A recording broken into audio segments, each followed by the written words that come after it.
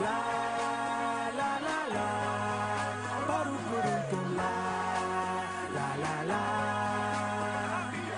la la la la. Beautiful clouds, where you are, there are beautiful clouds, where you are, oh, oh.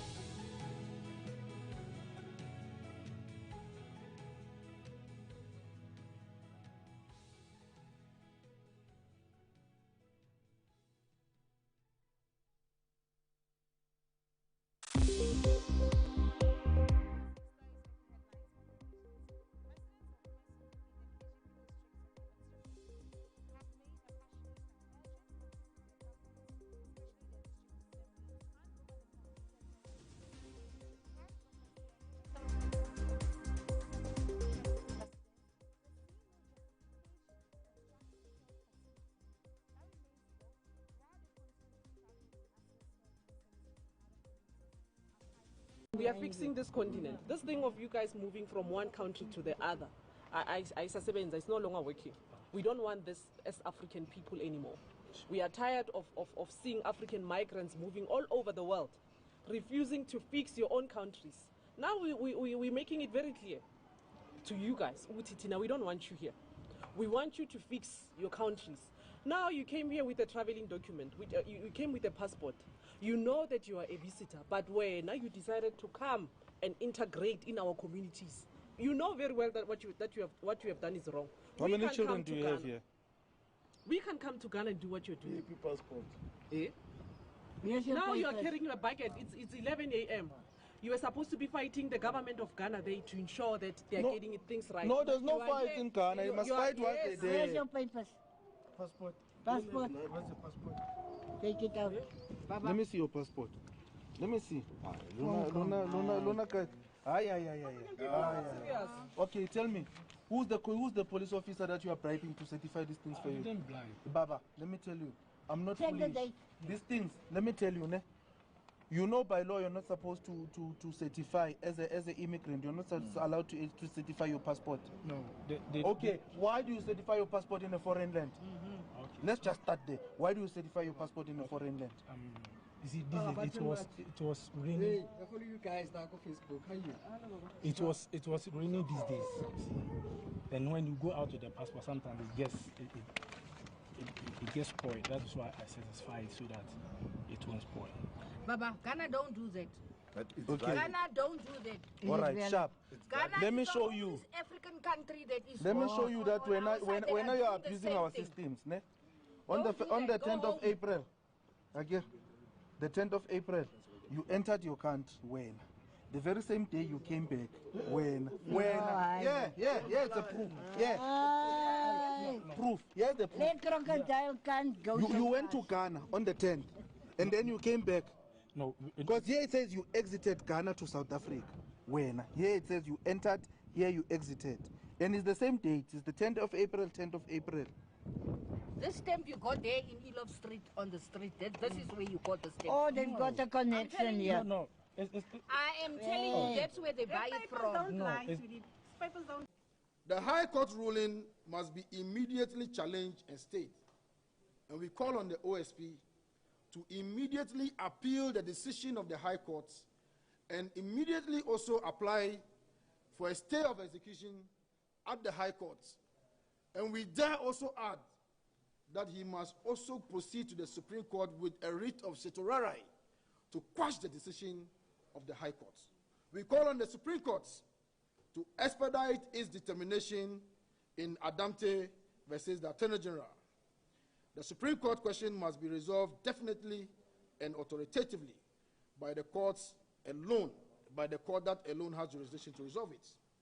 We call on the Honorable Chief Justice to treat this as a matter of great public importance, warranting urgent scheduling. The Attorney General must be summoned before Parliament to account for his position. It is constitutionally unacceptable for the state's chief legal officer to actively argue against a statutory institution of the Republic in judicial proceedings without parliamentary accountability. The minority will table appropriate questions and, if necessary, move for a formal parliamentary inquiry. We call on President Mahama to come clean with Ghanaians. He cannot continue to claim publicly that he supports the OSP while his own Attorney General argues for its constitutional destruction at the High Court and the Supreme Court. The President must choose, and he must choose publicly.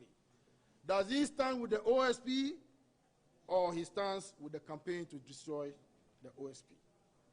And when President Mahama suggested that he will reduce the number of ministers from 125 to 60, we were all clapping, including all of you.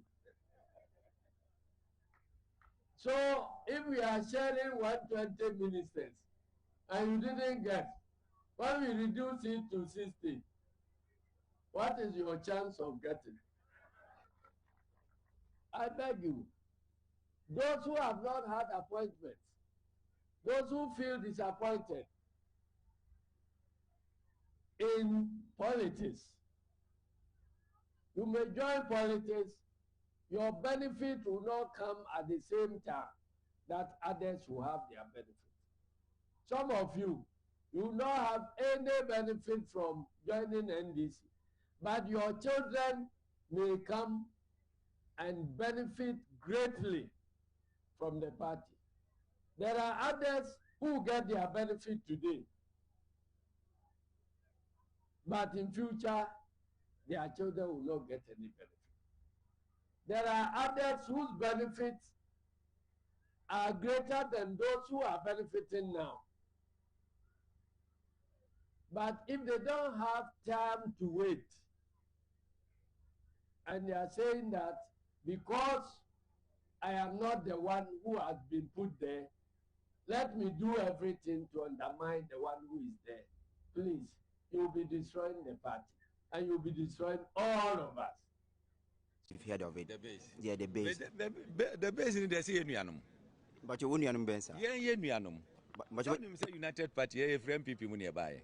Other the base friend people move. May say MPP a goo. You can't have Montiasi. What I say? End 2028 no goo could you talk. May I say a goo? But I didn't know who have it that mindset, say, NPP in goo. Na say goo. I didn't. Na nipa wouldn't have been a party more, man. I didn't know say Maui. What I say? We need people who have good mindset for the nation. Then you go for to be your man, you would tear and uncle DMPP, manager, say, well, who need that you?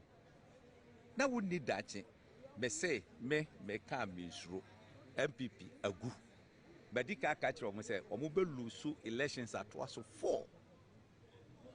And Ruth at Nasa am penning for ya, or more year, canis and Kokotako for in Ibiana or more or Mapum baby aquahome. What you say?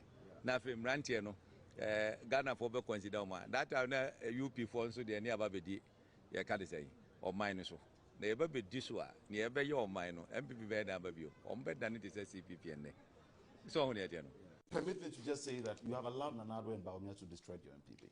Do you recall that one of the most reckless comments that was ever made by a president was during the Asinov by-election, where a sitting president stood before the audience, had no message for them but only to tell them that he as president cannot work with Gyakye Quayson and therefore they should not vote for him?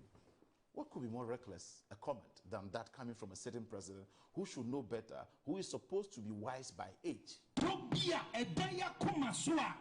Obisi, obedi to me, your president, if you say on your presidential material. That's a dambo. And your best yet, was a dambo be a V. If you had the best, Baba, I'm a man for who say, or no, so your presidential material, a something around.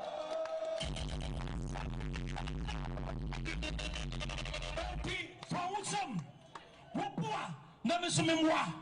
Na yanyiri ya hunchire dini mo na baby a was a pakwa wanted the basing cano. You did the basing cano. Set year biara 2028 about to craft as you be so. Yadinamidi the Munina say, Yes, Samua will be a Bianio and Shioni and Sabas. Nananum.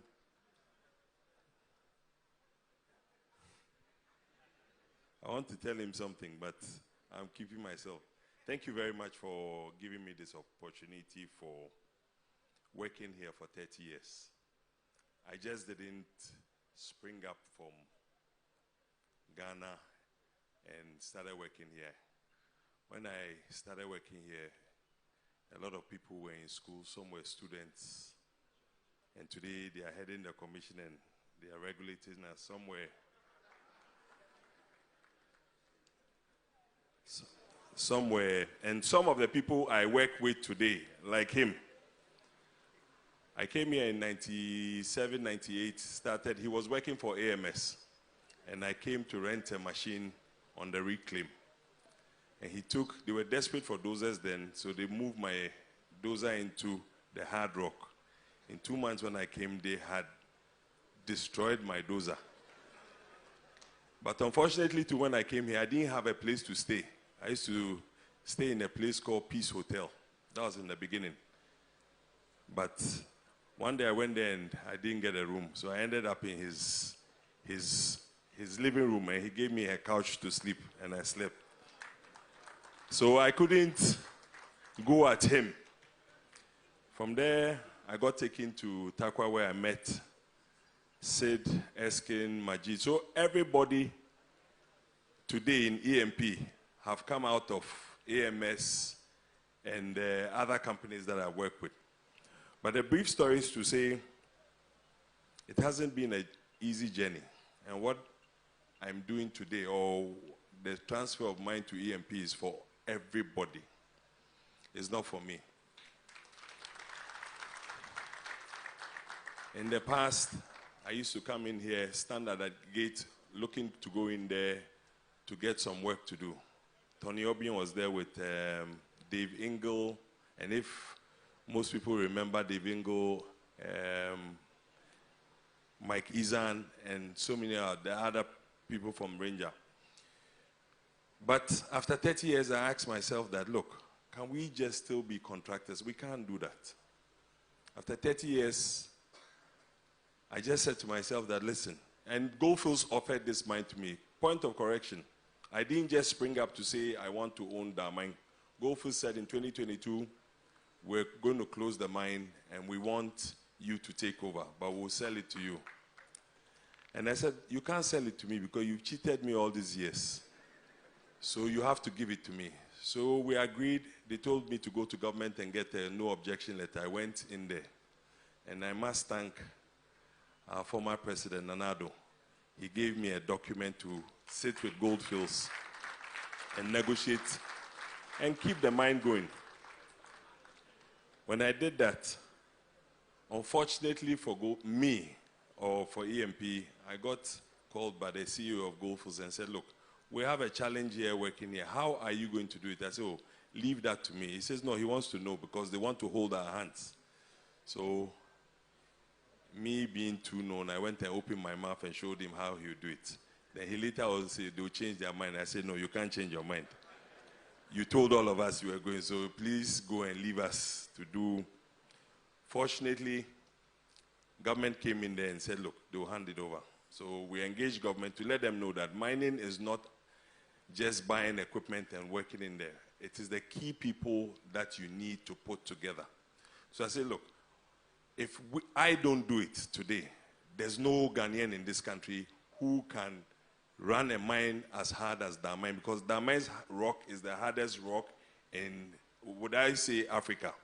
So even when you bring machines and you have a life of the machine to say you get 10,000, you never get 10,000 hours, you get less hours. So I engaged government and told them that, look, we'll have to do a big cut, which Goldfields would have spent about $1.4 billion to do it. But we know how to do it because we have all the other satellite pits to be able to feed in to do. So we did a bankable study, we looked at it and noticed that we could do it. We approached a few of the banks. In here, the bankers are here. One has given us 650 million, another 600. They are competing against themselves, but before they won't follow us. But thank you for coming. I would say that, look, if we all put our minds together, this is a success story. And the plan I have for Damang is not a joke. I just want to prove that we can invest in ourselves in this country. I want to pledge, I want to say it for everybody to hear. I got a text from one of our young men in here. It says we should build astroturfs for all the communities, which we're looking to do. We've applied for Damang to have an airport. And Damang, within 6 months, will have an airport such that we can fly to Accra easily from here.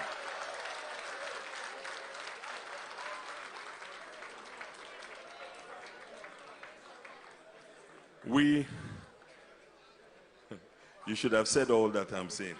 I won't pay you this month. In the next 2 years, we'll be able to drive from here to Cape Coast on a concrete road or an asphalt road. I beg you, this is not political talk, this is real talk. We're looking to put hospitals. I saw the youth. Is the youth here? The Damang youth, why are they? My youth. Thank you. You talked about a hospital. I'm looking to put 2 big hospitals in Damang. Not Damang alone. Is it Damang and Ateku? Or we will put it together. And Abosso. So what I want to say is that whatever money we make from here, we will reinvest it here. And I want to build my own personal house here. So I'll be living with you, Nananom. But thank you very much for giving me this platform. They didn't want me to talk, but anyway, I just said, let me say something. Thank you very much. Obia better party biano. An interest. Tell you, Obia better political party out of NPP or NDC. And you're only an interest in beating or the party, no? And that's all be winning election. Casben 92.9. O record the Japan and in the base. Their interest out the base is not to win political power. Never. Never be paid to Mama Mebru. It is never true. The reason why they are forming the political party, the interest they say, we have to make sure that Dr. Mahamudu Bawumia does not become a president. That is all. That's all. They make what I say. The agenda Everything that he's doing is to make sure, say, Dr. Bawumia does not become a president. You pay obetimi agu the base. Me na catch off. Interest was had we manual be be. I can no idea. Government is broke, government is broke. But people are spending billions to go inside the government that is broke. Have you ever seen a minister who resigned because government is broke before? Government has no money. Have you ever seen a governor who said, ladies and gentlemen, when I was elected, I thought the government had money. Now I discover government has no money, I resign. Have you ever seen it? Government has no money, but they are bringing money out at election time. Where is that money coming from? So they are lying. What is happening is that there are two types of wicked people in government. Type 1, they eat current money. Any money they find in government, they will eat it. They are wicked about that one. There is type 2. Type 2, they eat current money and future money. They will say, my term will end next year. When I leave, how will I eat money? Let me borrow money now and borrow money of the future and eat it now.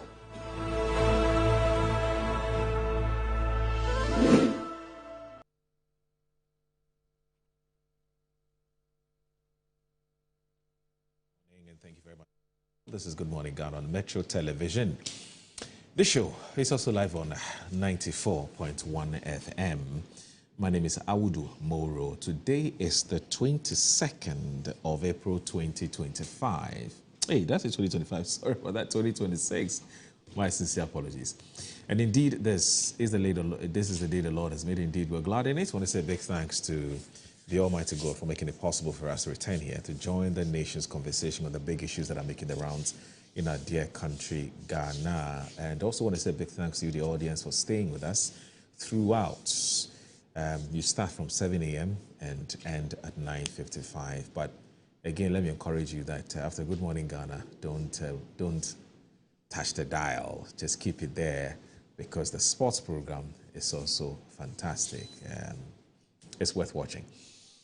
So I'll go straight ahead and look at what the newspapers are reporting this morning. And I'll start, as usual, with the Daily Graphic. Daily Graphic this morning says, revolving rubber fund.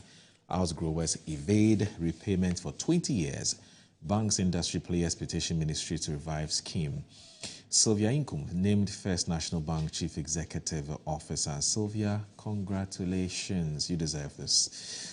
Ghanaian immigrants to benefit from Spanish immigration amnesty, and as GetFund releases 199.47 million to settle FSHS TVET arrears. That's free SHS TVET arrears. The Ghanaian Times has a health alert. Waste dumping continues at Bong landfill site despite closure warning. The Court of Appeal dismisses Wuntumi's second bid to halt mining trial. At PAC hearing in Kumasi, 3 assemblies failed to account for 533,810. And there's revoke Heath Goldfields mining contract. CACA urges Lands Natural Resources Minister. This Heath Goldfields matter doesn't appear to go away, is it? It looks like there's some issues there. The Daily Guide this morning says GetFund releases 199.47 million cedis for FSHS TVET perishables, and there's $8 million romance scam. Abu Trika gets 30 million cedis bail. Tension over Ademos mines. Assemblies calls on minister to act. There's also Gold Board supports 10-year-old brain patient. The Bays, Ghana First, sues the Bays movement. Interesting times in Ghana. The New Crusading Guide says that GetFund clears a food debt with 199 million cedis for FSHS and TVET. There's respect court rulings on chieftaincy land matters, so for fires politicians. And there's Bone Premix Fuel Committee demands probe into mismanagement. NDC neck deep in corruption bent on killing OSP according to Minority. There's Ademos denies leasing concession to foreign companies, reaffirms commitment to Nzema communities. Dr. Kokofu chides government over economy as he declares bid for MPP General Secretary position. Now, abrogate Bogo Superstar mine lease now. CACA demands immediate government action. The Insight says that NDC guru blasts Minority over OSP. And there's a Slaves Revisited returns to the National Theatre of Ghana. And there's lawyer joins Bogoso Prestia mining feud as questions grow over $500 million Yale Madin promise. And there's Recare donates 1.18 million cedis medical equipment to Ghana Medical Trust Fund. And then there's also minor accuses Wase Memfi, police chief, of extortion, but COP rubbishes claim. And there's Donald Trump once again threatens to attack Cuba. Havana vows to resist. The secret prisons of the Kiev regime. Russian envoy writes on crimes committed by Ukraine. That's on the front page of today's Insight. The Herald says Asidun Nketiah's early NDC flag bearer campaign elbows Julius Deborah, but, and as Auditor General dismantles 427 million cedis on earth salary claim, admit error, clears defense official.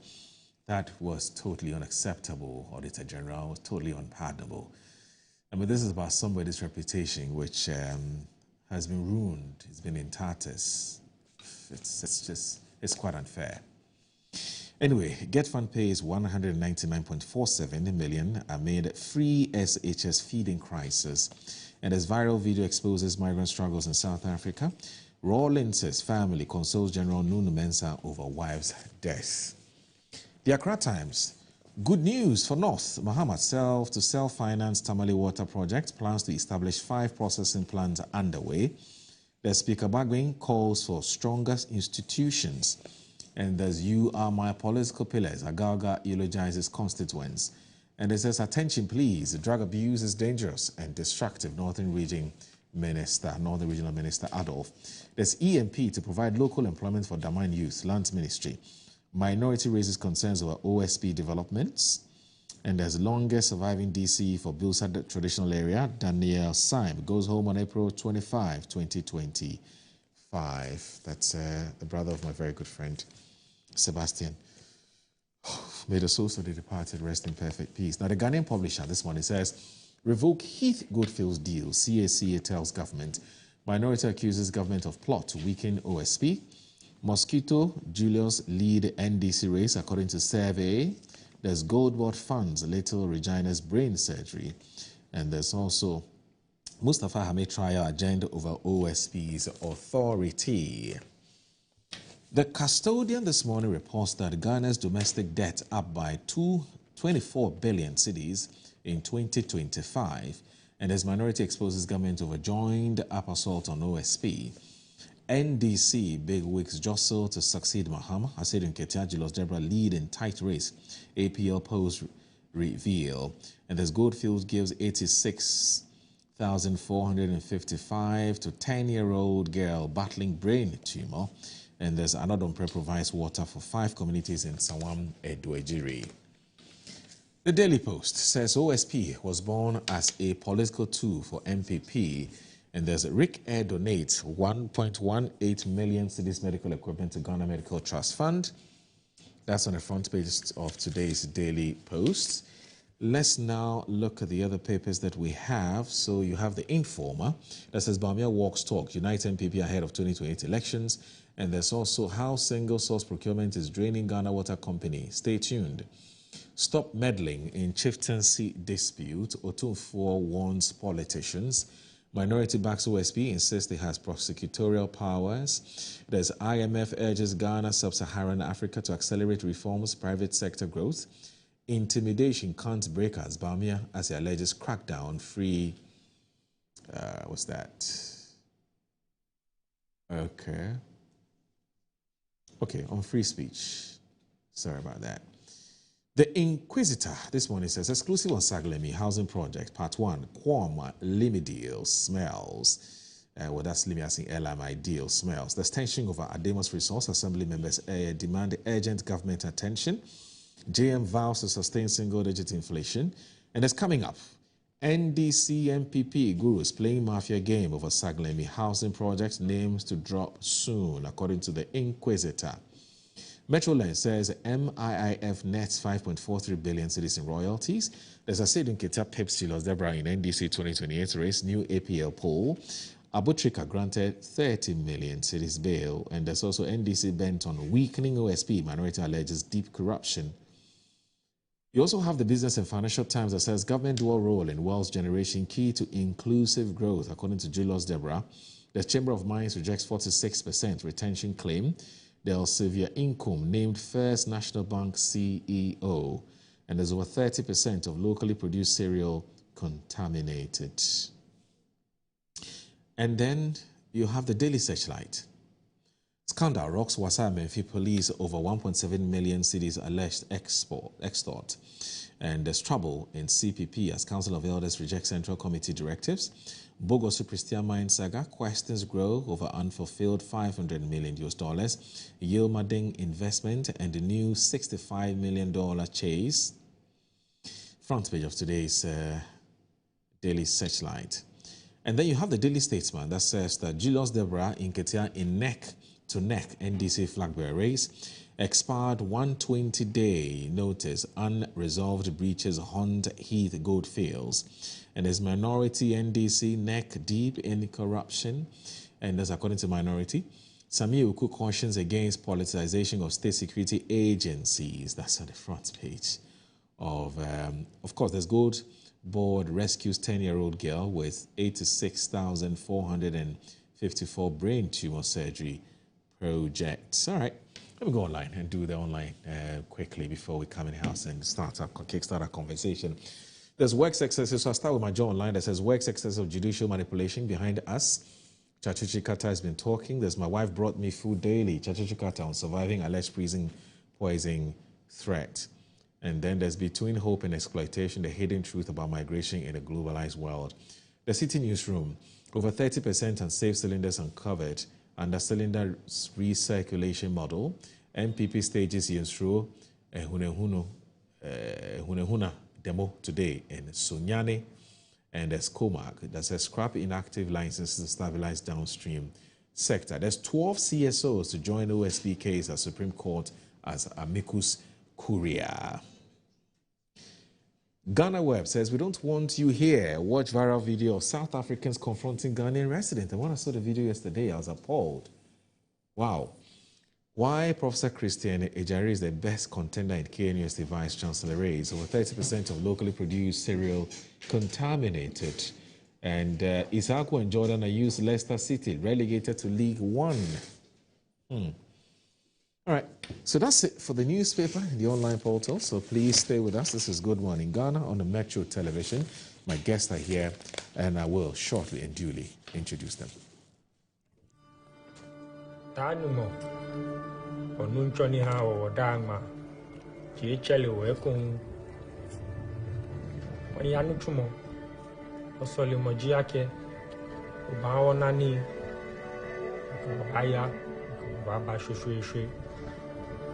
Amen.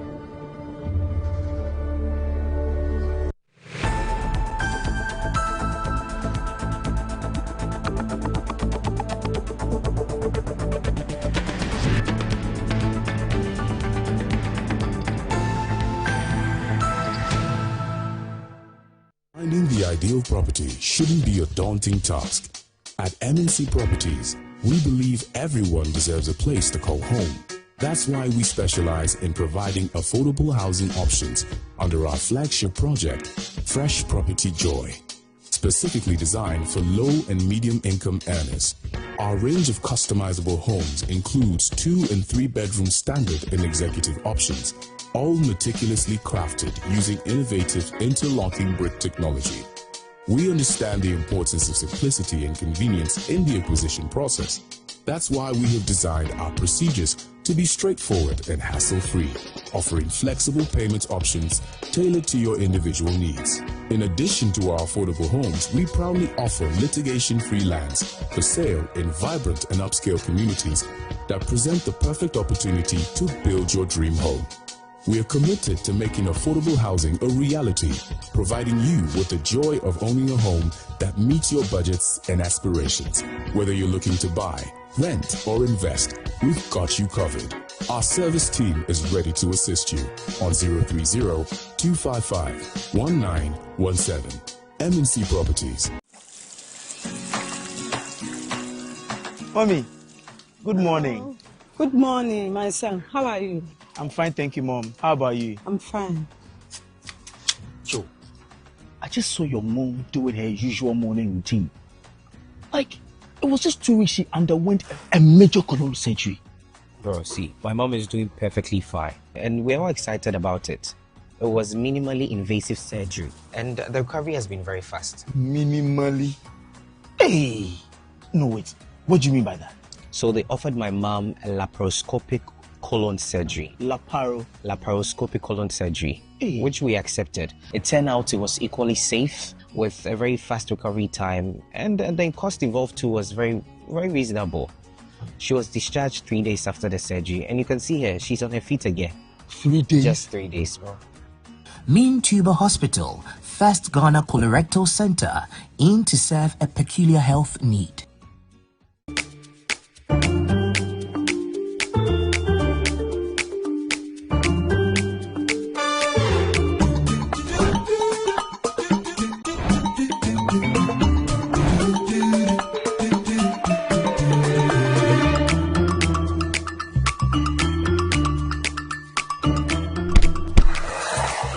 Hey buddy, it's me Azar.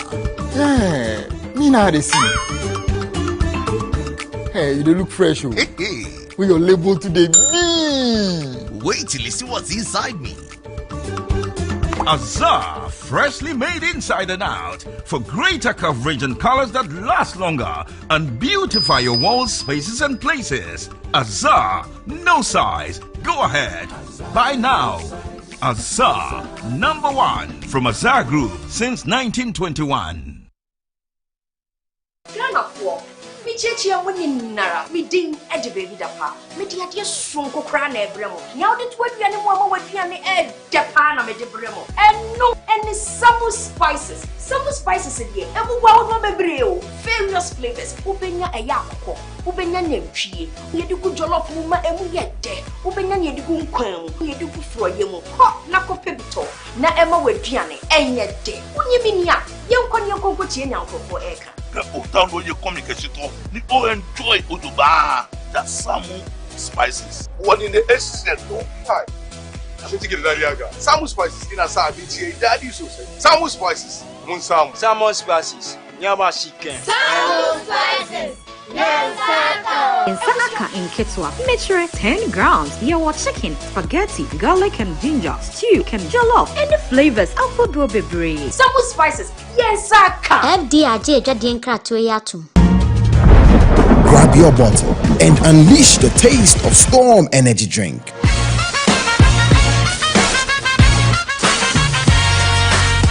A bold flavor, a big attitude. Feel the vibe. Own the moment. It's your time to be different. Storm Energy Drink. Make your mark.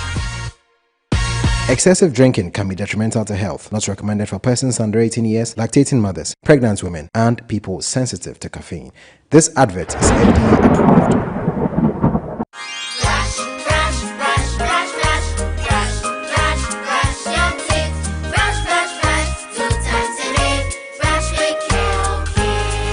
Hello, my friends. My name is Calkit Toothpaste. Wow. I was made to be gentle on your gum, but protected.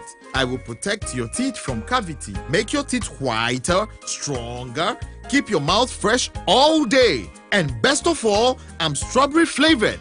So put on a smile and try me. That's amazing. Just try me. That's my job. If you say so, jump on my brush. Makes your teeth stronger, chicky whiter, chicky stronger. Yay! You did it! I'm glad you like your new toothpaste. Don't forget to brush both day and night. Calkits. Happy smile.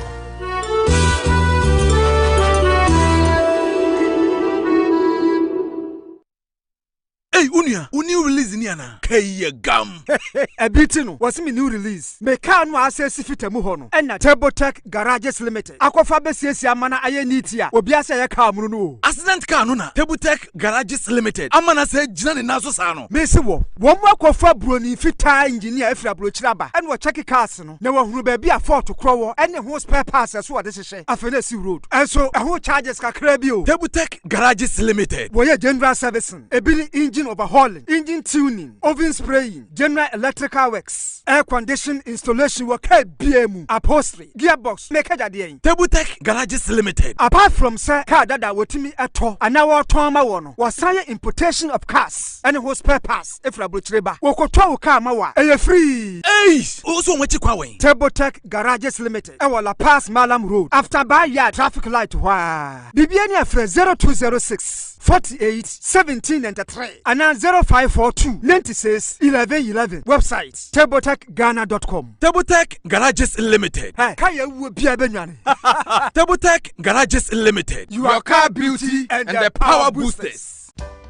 In my line of work, a confident smile is everything. Kel Charcoal toothpaste keeps me on top of my game and ensures my smile is always radiant and bright. With the tiring nature of my job, we spend several hours under the scorching sun. To keep our teeth white and our breath fresh all the time, we use none other than Kel Charcoal toothpaste. Kel Charcoal toothpaste. You're on a Kessie and in a kit one. Samayo Kendini, a who be here, Semetra Sapapadia to a mammy man for Kel Charcoal's natural ingredients, and a bomb is so buying, a man is swing, and a sansu mama hotel so a will beg you. Kel Charcoal toothpaste. Choose Kel Charcoal toothpaste for anti-cavity, whiter teeth, and fresher breath all day. Available in 80 gram and 150 gram. Grab yours today. Kel, happy smile. This advert is FDA approved. Looking for the ultimate oil city getaway? Welcome to the Groove Etipon Beach Resort for a luxury meet adventure. Host your meetings and events in our fully equipped conference facility. Relax our sparkling pool, unwind in cozy rooms, satisfy your cravings at our scenic restaurant, and enjoy fun-packed recreational activities and a walk through our charming menu. Whether it's business, pleasure, or pure escape, the Groove is your perfect destination. Hive Management Systems, in partnership with the Solid Waste Association of Ghana, invites you to the Green Go Hub official launch and fundraising event. Theme: Powering the Circular Economy with Smart Technology, with a focus on incentivizing segregation at source. Join us at the Mamfi Hall Gimba Green Hill campus on Thursday, 7 May 2026 at 10 a.m. Our special guest of honor is Niayi Bonte II, Bese Manche Adonte of the Ghana State, Chairperson, Nanama Entry, Executive Secretary of the Environmental Service Providers Association. Keynote addresses will be delivered by Honorable Samuel Nate George, Minister for Communication, Digital Technology and Innovation, and Professor Nanama Brown Kluche, Chief Executive of the Environmental Protection Authority. This event is proudly endorsed and supported by the Ghana National Plastic Action Partnership, the Environmental Protection Authority, the Ministry of Environment, Science and Technology, the Ministry of Communication, Digital Technology and Innovation, the Environmental Service Providers Association, Zoomlion Ghana Limited, and Indigo Foundation, with media support from Media General, UTV, Metro TV, MX24, and 1957 News. To register as a sponsor or donor, visit www.gringo-hub.com or call 054-342-7085. Your fundraising host and MC will be Mr. Alfredo Kanse, with strategic partnership from Globalware, the East Legon Executive Fitness Club, Blue Skies, and Margins Group. This event is powered by MTN as the official title sponsor. Be part of the movement towards a cleaner, smarter, and more sustainable.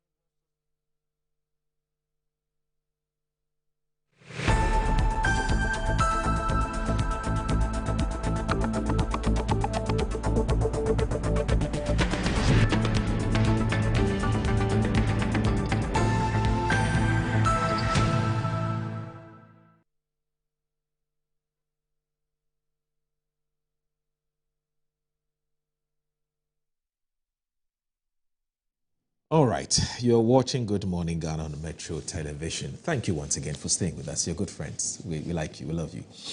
So our guests are here, and we'll kickstart a conversation as always. And you know, Wednesdays is more or less a regular panel on Wednesdays, and this Wednesday is no different. So there's Collins Aduma-Komenta, who is MP for the Fija-Kwabre North constituency. He's also a former deputy energy minister. He's here with us. Good morning, sir. Thank you very much for joining us on the show. Colin, it's always good to have you join us. I told you something. I said I like your shirt. It looks really good on you. It's locally made. Yes. So,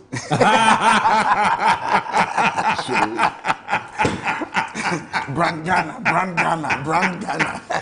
And also, Mr. Kwesi Pratt Jr. is the former... Tailored by Harmony. Yes, no, it looks really good on you, honestly.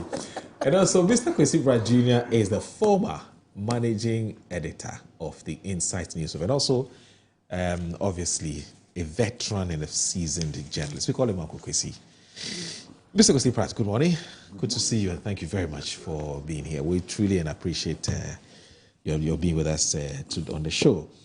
Now, unfortunately, Mr. Kwesi Pratt can't join us next week. He has other duties to attend to. So those of you will be looking forward to seeing him on Wednesday. Usually when you don't come, I get a lot of messages. So please, next week's Wednesday, he can't be with us. You know, occasionally he goes out there to offer his services to the world. Because not just Ghana, and for that matter, Metro TV and Pan-African TV and some other media houses, the world needs a bit of him. He needs to share knowledge, and that's exactly what he does with his when he has some time. Waiting for his book. Oh yes. Wonderful. It's one of these days we would have a whole conversation about his book. I finished reading it. I'm done with the repatriation book. Yes. I'm waiting. You're waiting for the memoirs. Yes, memoirs. He says he's working on it. The other day he said he's working on it. You know, the challenge he said he has is that there's just too much to write, and so he's struggling to decide on what to write and what not to write. The last time I asked you whether you have copies of your various speeches. You know, you normally do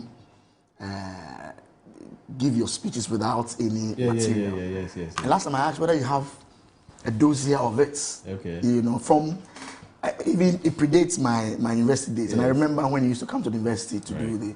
I don't know whether you still have, if you've had somebody to document all those speeches, because some of them just come out of your, the moment. I don't know whether you've captured all those things. Yeah, I mean, somebody was working on that. I mean, Bafu Boni. Okay. Oh, the late Bafu Boni was working on that. What he was doing basically was going back to radio and taking the tape recordings and transcribing them. Oh, okay. But he died, so I don't know what became of that project. But Bafu Boni was working on that, Wow. That's quite unfortunate. But these are very powerful, speeches, and it would have been really, really useful for this generation and the generations to come to benefit from those,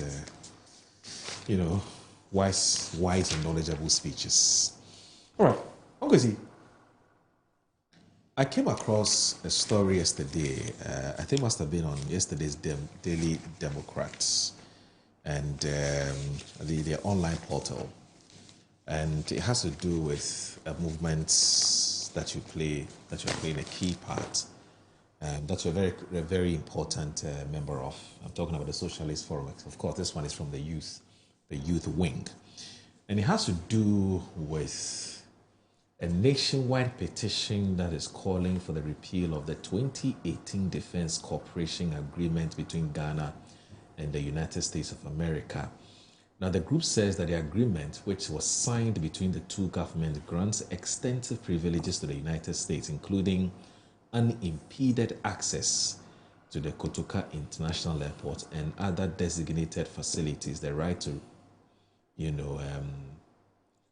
reposition military equipment on Ghanaian soil, and freedom of movement without case-by-case approval. Now, the coalition says the deal also provides exemptions from taxes and customs duties and inspections for U.S. personnel, and also grants them diplomatic level immunity and allows U.S. authorities to exercise jurisdiction over legal matters involving their forces in Ghana. Why the petition now? Why are they calling for this now? Of course, you've said this in time past, but why are they bringing it back? Well, to be honest with you, I was part of the campaign against the signing of this agreement way back in 2018. I mean, that's where I got involved in the agitation to ensure that the agreement was not signed. And there are many other organizations which opposed the signing of the agreement, including the National Democratic Congress. Okay. But somehow, the Akufo-Addo regime sign the agreement, and the agreement is in force. Now, why are we opposed to this agreement? Because this agreement is an affront to the sovereignty of Ghana in many ways. Okay. This is an agreement which says that for U.S. soldiers, to come into Ghana, they don't need visas. They don't even need passports. U.S. soldiers can walk into Ghana with only their U.S. military ID cards. That's it? That's it. Oh. So in that regard, they have more privileges than U.S. diplomats. U.S. soldiers are placed above diplomats in that regard. Okay. But that is not all. When U.S. soldiers enter Ghana, they are not required. In fact, you cannot search them. You cannot look into their belongings. They just enter Ghana the same way they enter their bedrooms. No search, no customs inspection, nothing. Okay. When U.S. soldiers are leaving Ghana, they are not also subject to any controls.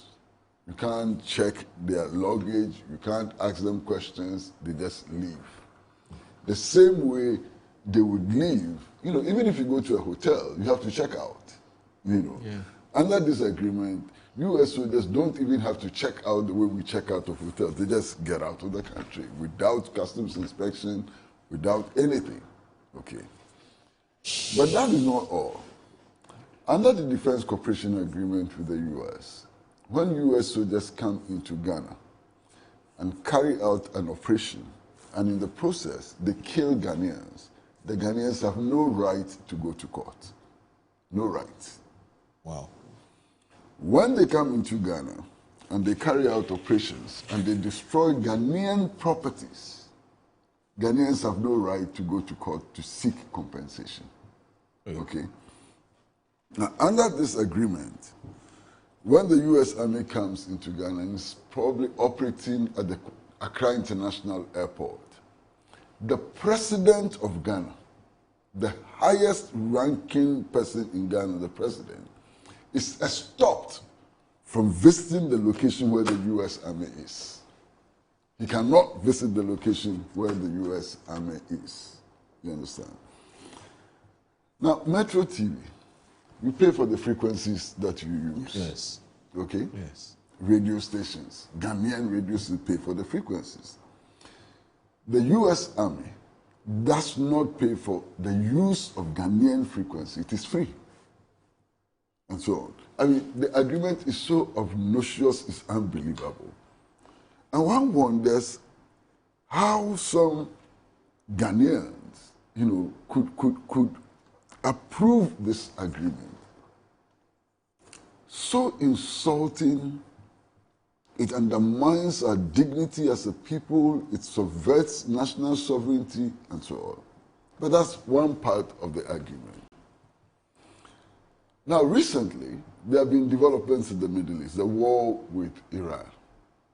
And that clearly suggests, or makes it plain, that if you allow your territory to be used to wage war, your territory becomes fair target, legitimate target.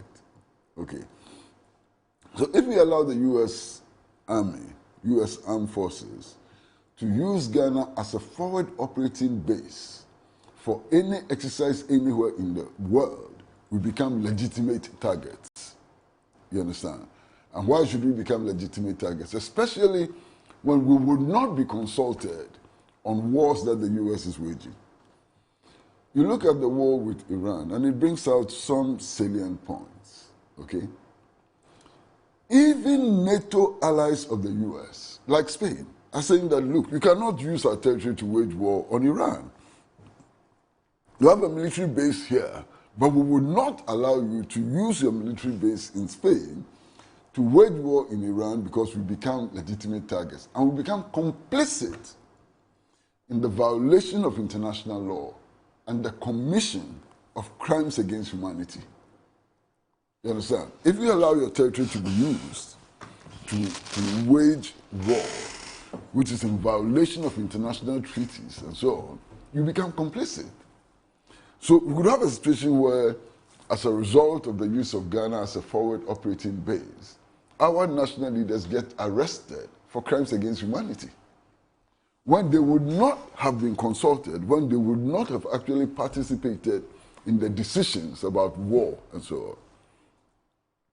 Now, some of the European countries have actually now decided that they would not allow their airports and airspace to be used in carrying weapons to Israel, because Israel is committing crimes against humanity and they want to insulate themselves. Italy is one of them. Italy is one of them. And then we have in Ghana an agreement which allows the U.S. virtually to do whatever it wants. Look, under this agreement, the U.S. can deploy nuclear weapons in Ghana. Under this agreement. Because one, you are not allowed to carry out any inspection of what they bring into your country. Okay? Now, if you are not allowed to carry out any inspection of what they bring into your country, why would they not position nuclear weapons here? The agreement gives them the right to do that. You understand? So this is a very, very bad agreement. Now, the other side of the agreement is that if, say, the United States decided to attack Burkina Faso, how can we prevent them from using our territory to wage war on Burkina Faso when we have this agreement? So this is a particularly obnoxious agreement. This agreement, however, fulfills all the legal obligations, the constitutional obligations under the Constitution. The Constitution says that no agreement shall be valid unless it's approved by Parliament. This went to Parliament and got parliamentary approval. Okay. But the implications of this agreement are horrible. But I'm saying that this agreement may not even be the worst. Now, listen to me very carefully. This agreement may not even be the worst. We are told, for example, now, that under this administration, we've signed a defense cooperation agreement with the European Union. I haven't seen anybody who knows the text of that agreement. I've called 7 members of Parliament, and we are a member of Parliament. I've called 7 members of Parliament and asked them, what is in the agreement? And all the members of Parliament I've called, including some in the leadership of Parliament, say they don't know anything about the agreement, they haven't seen the agreement, they don't know the content of the agreement. And yet we have signed the agreement in clear violation of the Constitution. I will read the relevant part of the Constitution for you, The relevant part of the Constitution is Article 75, Execution of Treaties. And it says, the President may execute or cause to be executed treaties, agreements, or conventions in the name of Ghana. A treaty, agreement, or convention executed by or under the authority of the President shall be subject to ratification by an act of Parliament or by a resolution of Parliament supported by the votes of more than half of all members of Parliament. Do you get it? Yeah. So it's not just talking about majority vote in Parliament, but it must be carried by the votes of more than half the members of Parliament. And he's a member of Parliament. I mean, no such agreement has gone to Parliament, and yet we've signed it. Then there is also the declaration of intentions. Okay, from what we are reading in the newspapers, we have committed Ghana to a deal with Ukraine, which is going to allow Ukraine to assist us to patrol our borders and to produce drones and so on. Has it come to Parliament? No. That has also not gone to Parliament. Yeah. You understand? Right. So we should be careful. As a country, we ought to be very, very careful about what we do with other countries, especially countries with a record of belligerence, and aggression and so on. We ought to be careful. Okay. Because otherwise, we place the country and its citizens in jeopardy. The purpose of this petition, which is organized by the youth wing of the Socialist Movement of Ghana, is to collect as many signatures as possible to petition Parliament for Parliament to thoroughly, first of all, for Parliament to make available all relevant documents on these transactions that is in the possession of Parliament. That is one. Two, for Parliament to hold public hearings which allow citizens of Ghana to go and express their views on these agreements. Right. And thirdly, based on the outcome of the public hearings, and we are very confident, the youth wing is very confident that the majority of the people of Ghana will reject these agreements. Right. Okay. And then on that basis, repeal the agreements. You understand? Repeal the agreements completely. I mean, why put us in this danger? Why? Why are you putting us in this danger? Bahrain, Saudi Arabia, all the Gulf states, they were not party to the war of aggression waged by Israel and America against Iran. But look at the beating they have taken for allowing their countries to be used as bases for these operations. So, I mean, of course, I have no choice. I mean, the youth wing of a movement that I belong to is organizing this campaign. This is a campaign that I've been involved in since 2018, and I fully support the campaign. In fact, I've gone to sign the petition. I signed the petition last Monday.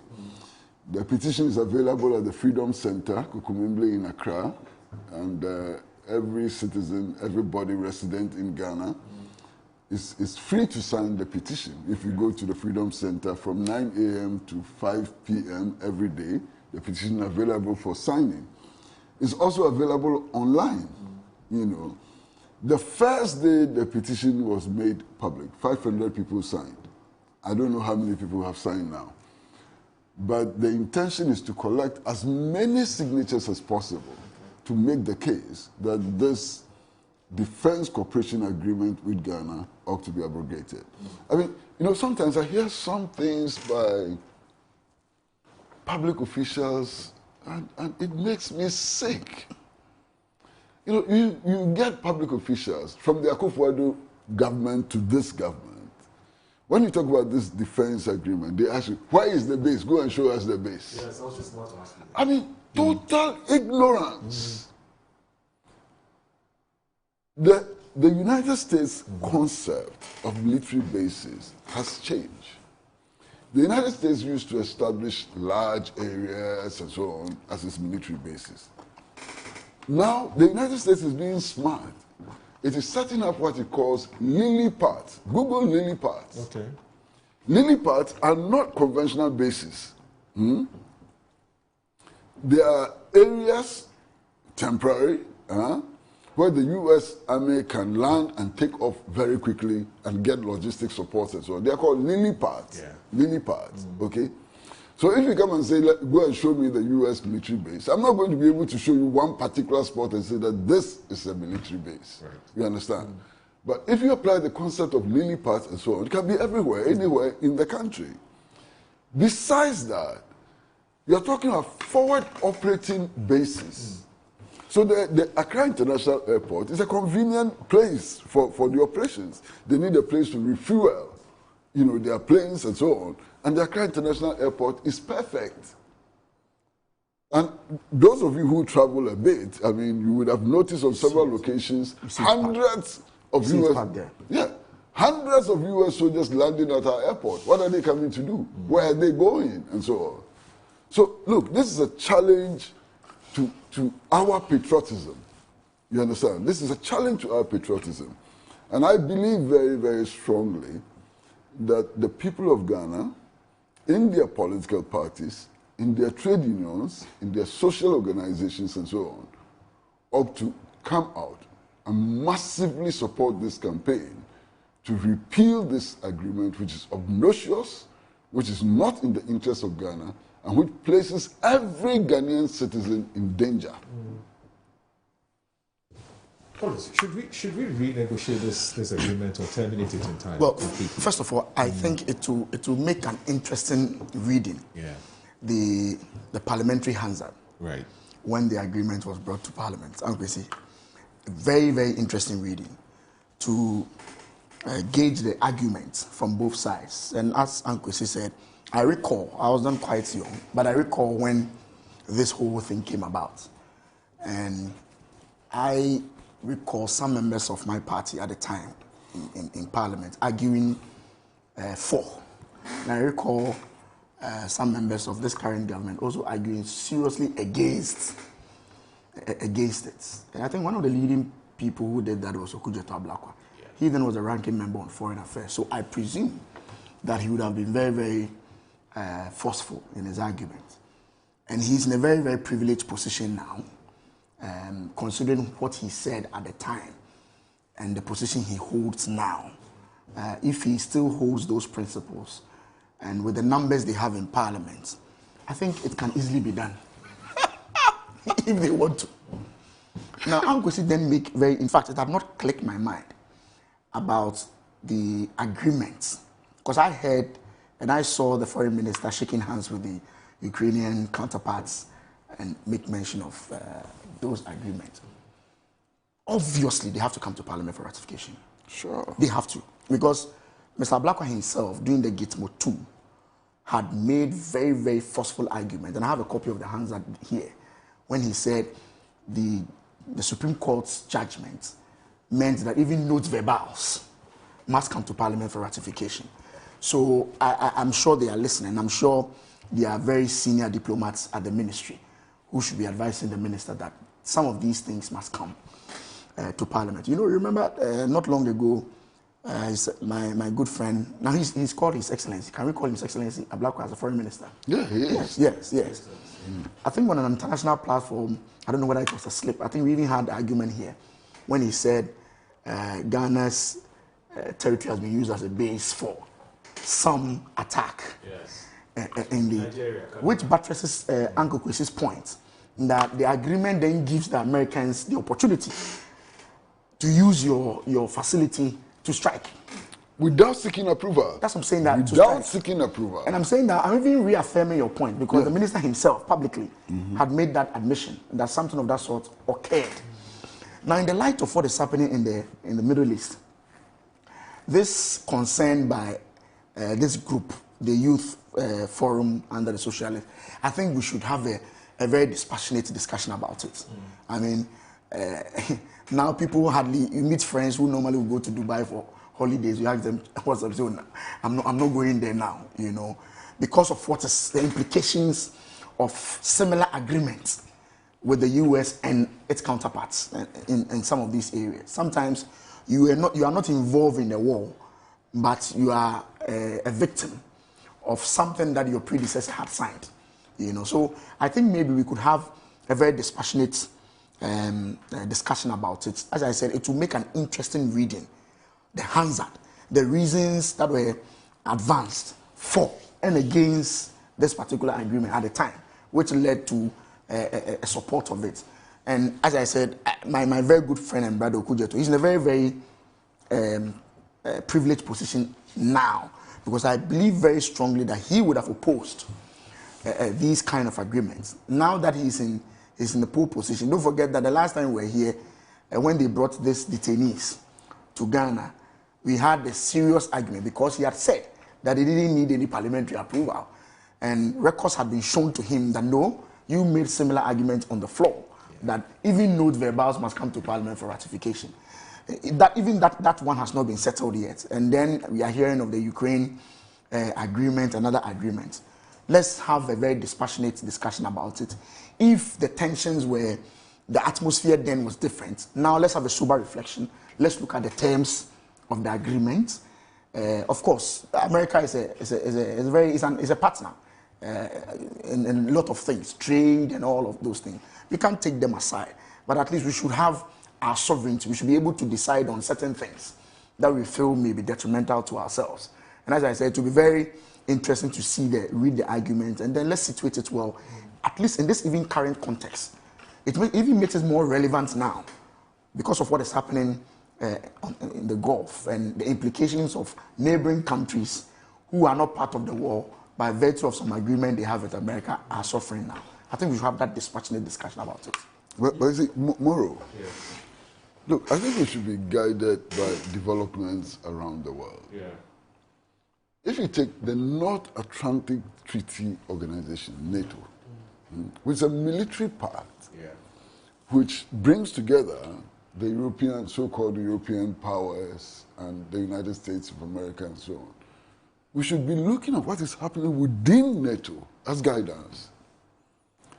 You have the Canadian Prime Minister recently threatening to trigger Chapter 5 of the NATO agreement in his confrontation with the US. This is a huge development. You know what Chapter 5 says? No. Chapter 5 actually calls on other NATO members to join you in resisting a war of aggression. That's what Chapter 5 is. Now, a member of NATO is threatening to invoke Chapter 5 of the agreement to rally other NATO members in a war against the US. That's another world war. You understand the development? You have a situation where now Italy says, you can't fly over my territory with weapons destined for Israel. Italy, an European country. You have a situation where Spain says that, yes, we allowed you to set up a military base in our country, but you cannot use that to prosecute your war. You understand what I'm saying? You have a situation where Macron of France says that, look, European countries must begin to think about being more independent and to break away, as it were, from U.S. hegemony when it comes to issues of the military and war and so on. And look at what our leaders are doing here. Look at them. Unbelievable. No dignity, nothing. No regard for national sovereignty and so on. I am really alarmed. Many people proclaim that they are Nkrumahist. I mean, every now and then you hear all kinds of people proclaiming that they are Nkrumahist and so on. And every action they take is against what Nkrumah stood for. One of the things that Nkrumah was most passionate about, Nkrumah insisted that Africa should not entertain any foreign military base on its soil. This was cardinal, to Nkrumah and so on. How can you be an Nkrumahist when you are entertaining a foreign military presence on your soil? When you enter into such obnoxious agreements and so on?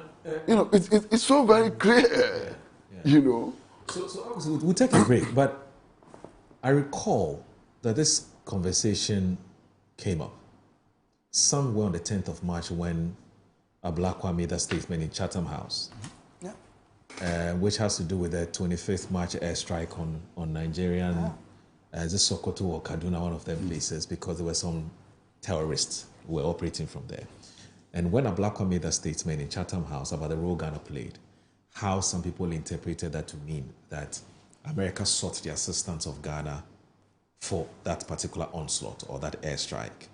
And Abu Jinapor held a press conference and said that if indeed Ghana had supported America to do what they did to Nigeria. In fact, Abu Jinapor's interpretation of what Ablakwa had said was that America was using Ghana's military base. America was using its military base in Ghana to strike Nigeria. And then Ablakwa had to come out to say, I didn't say that. And there was some back and forth about it. So it brings to sharp focus this particular conversation. We have that video, so we'll take the break. When we come back from that, we'll play that video and I'll get your thoughts on that. What's your understanding of what Ablakwa said? I was going to tell you something, but anyway. We'll take a break. When we come back, I need to say that thing. You're watching Good Morning Ghana on Metro Television. Please stay with us.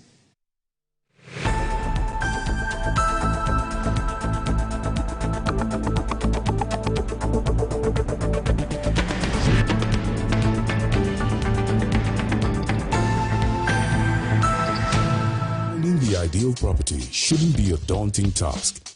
At MNC Properties, we believe everyone deserves a place to call home. That's why we specialize in providing affordable housing options under our flagship project, Fresh Property Joy, specifically designed for low and medium income earners. Our range of customizable homes includes 2 and 3 bedroom standard and executive options, all meticulously crafted using innovative interlocking brick technology. We understand the importance of simplicity and convenience in the acquisition process.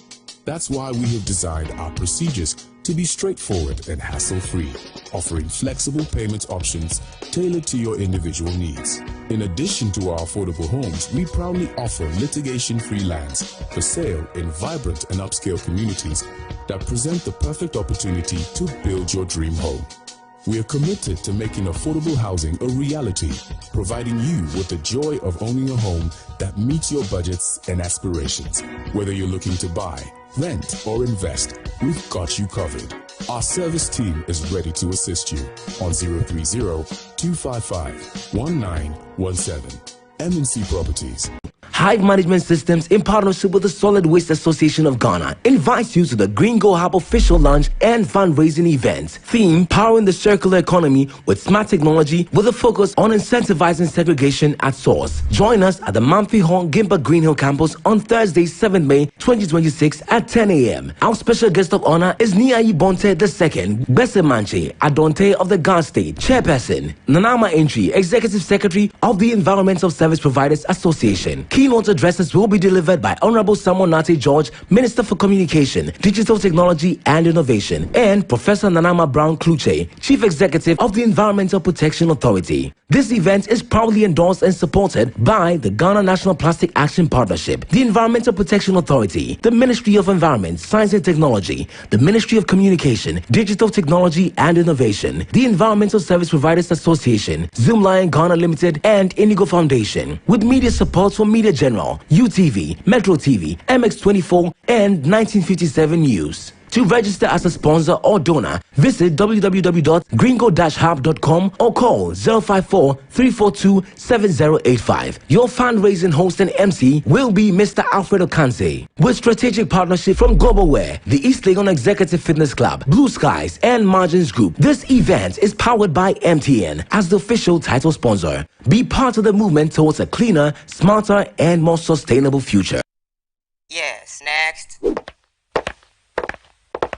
Hey, Nadia Benson, Me didn't tum. Mr. Femi Calico, just call me cockroach. Now, Mr. Femi once now. Hey, that's you. Improve car.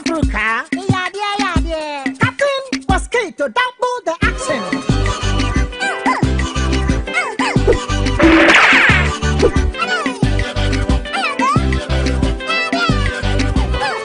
Me didn't sasso spray. Mr. Femi sasso quell. Yeah, go to my sasso.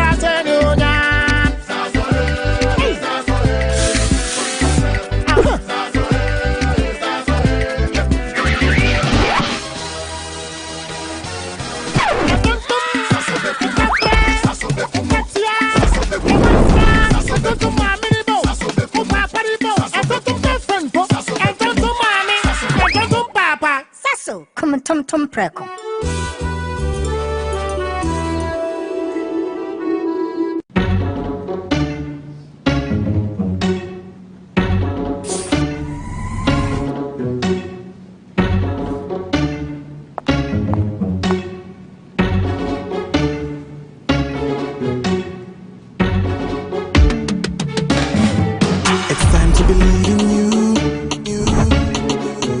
Changing, so should you.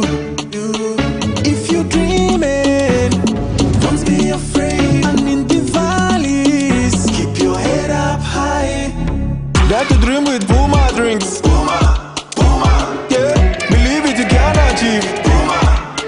Oh yeah, clap your hands for the whole new vibe. Make we set the bliss. Oh yeah, come alive. Let me hear you.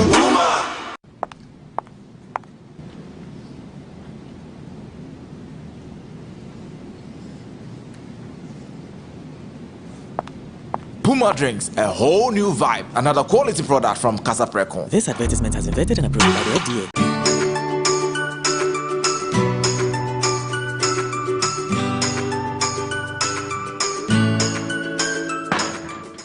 Hey, Bunty, why you there? What lie tell I today go give me my money. Oh, my guy, what's up? Oba un 17 and dede baby. Scan on ASA. 500 cedis per. Ah.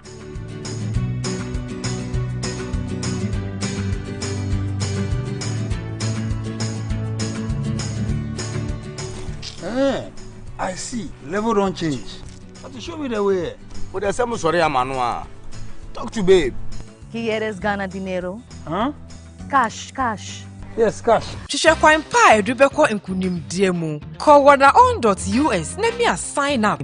Ema ore mfi sɛ wode wo telephone number so ebeka ho uwie a. Afei, be games no emu. Hwehwɛ one shot game. Fasika kume bi to ho. Afei, numbers are free 0 to 99. Yede wakuma pe. Na obenya sikahyɛde free 50 Ghana cedis. Kopim 500 Ghana cedis. So it be easy like that. Just like that. So I'll go buy my dream car. Por supuesto. Just visit wanaown.us and win some cool cash prizes. It's Bemi. Boom! Wanaown, you be too much. Play responsibly. Gaming can be addictive. Accredited and endorsed by the Gaming Commission of Ghana.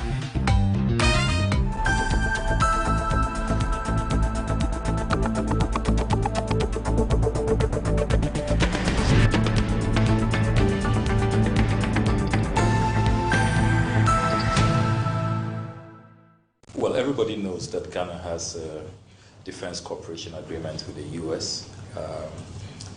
Approved by our parliament, and not only with the U.S. but with many other strategic partners, including the U.K., a number of Gulf states. We do these things in our strategic national interest, and we are also careful to draw the lines. And so there's a red line. We do not accept military bases in our country. And I'm sure that what is happening in the Middle East now vindicates Ghana's position. We have historically prevented Western powers from establishing military bases in our country. And I believe that those who initially were not sure why Ghana was very stern about this position now appreciate that. Having said that, we also take the view that any cooperation, any intervention must be on a case-by-case basis, and there has to be express approval. So the recent attacks in Nigeria, the Nigerians will confirm to you that they invited the Americans, and they also reached out to Ghana to collaborate. The Nigerians? Yes, both the Nigerians and the Americans. So that's how we are playing this out. Sovereignty has to be respected. Territorial integrity has to be respected. You must be invited. And we must all agree on the scope of the intervention, because we do not want this to lead to another Venezuelan situation or some other, geopolitical matter, because sovereignty is important, territorial integrity is important. We must know exactly what the scope is, what you are coming to do, the nature of the intervention. It's very, very important. I mean, our citizens would not forgive us, and legitimately so, if we just, take away their sovereignty and allow external elements to just come in and do whatever they want. All right, so that's Ghana's Foreign Affairs Minister and MP for Norton, Samuel Okudzeto Ablakwa. He's made this statement or this comment on the 16th of March 2026. It was in Chatham House, that's in the United Kingdom, and he was responding or answering questions on the America's decision to invade the northern part of Nigeria, because the America believes that there are some terrorist groups there, and his views were being sought, and those were the comments that he made. Ngozi, what do you make of what Samuel Okudzeto Ablakwa has said in view of the discussions we just had? He said there's no military base in Ghana. Well, you see, I think that this matter is solved in a very simple way. How so? It's not complicated at all. This agreement is available on the net. As a matter of fact, I've seen it on the website of the Insight newspaper. It's there in black and white. I'm just pleading with the media houses to publish the agreement in full. Okay. That's all. All right. It solves all the problems. Okay. Just publish the agreement in full. Okay. And all the problems are resolved one time. In fact, I'm going to plead with the management of the Insight newspaper, if possible, to publish the full text of the agreement tomorrow. Okay. So that people can read the agreement, gani, read the agreement. Why? The agreement says that even where they are located, where they carry on the operations, the president of Ghana has no right to enter there. And then you tell us that they can't do anything without prior approval and so on. I mean, how is that possible? When you sign this agreement, you understand. So I think the most important thing is just publish the agreement so everybody can read it. But Mora, I was going to tell you something before we went on the break. Yes, sir. You remember that the debate about this agreement carried on into the night. Yes, you would remember. I recall. Yeah. You recall. And all of us went to Parliament. You understand? Because we thought that it was a serious matter. So all of us went to Parliament. And to my horror and shock, absolute horror and shock, the U.S. ambassador was in Parliament House. On that day? On that day, making sure that the parliamentarians took the decision in their favor. I mean, I was horrified. U.S. ambassador sat in Parliament throughout the debate, directing affairs. You understand? And I recall, I mean, that day, if my recollection is right, Mr. Johnson Asiedu Nketia, current national chairman of the NDC, was also in Parliament. You understand? He was part of the group which felt offended by this agreement. And he was in Parliament, whipping his party members in line to reject the agreement. And I recall the statements that NDC members of Parliament made on this agreement. What has changed? My brother, what has changed? The arguments that the NDC members of Parliament made then are still valid today. And they should live by the promises they made. You know, by the inherent promises that they made. I mean, they argued then. Initially, we all believed that the agreement was not going to go to Parliament. And I recall many NDC leaders and parliamentarians insisted that this agreement has to come to Parliament. Because every foreign agreement, foreign treaty, needs the ratification of the Ghanaian Parliament. Why is it that today we have signed a defense cooperation agreement with the European Union which has not gone to Parliament? Why? Can anybody explain? But that then renders it a nullity. Normally it can come back for ratification. Yeah, but until that happens, it renders it null and void. Based on the Supreme Court's ruling. Yes, on this matter. Yes, the Gitmutu matter. Agreed. So strictly speaking, or stricto sensu, there really isn't any legal binding agreement. Of course. Not just with the European Union. Yes. But also those understandings that we are supposed to have reached with Ukraine. They are useless pieces of paper and conversation. They have no effect. For as long as Parliament has not rectified them, they are useless pieces of conversation and paper. So the petition is going to go on. You want 500 signatures? No, 500 signed on the first day. First day, okay. I don't know the figures now. Okay. But it's available for signature online. Okay. And also at the Freedom Center in Accra. All right. You know. Okay. And indeed, I think that the full agreement needs to be published. I agree with you. So that it's not what I say as against what others say. I agree with you. You read the agreement, gani, you know what is in the agreement. Make sense of it yourself. You understand? Okay. So you read the agreement yourself. All right. And ask yourself whether it is wise or in the national interest to sign an agreement which says that U.S. soldiers can enter your country without passport and visas. Okay. And that all they have to do is to come with their U.S. military card, identity card. Okay. Ask yourself whether it makes sense.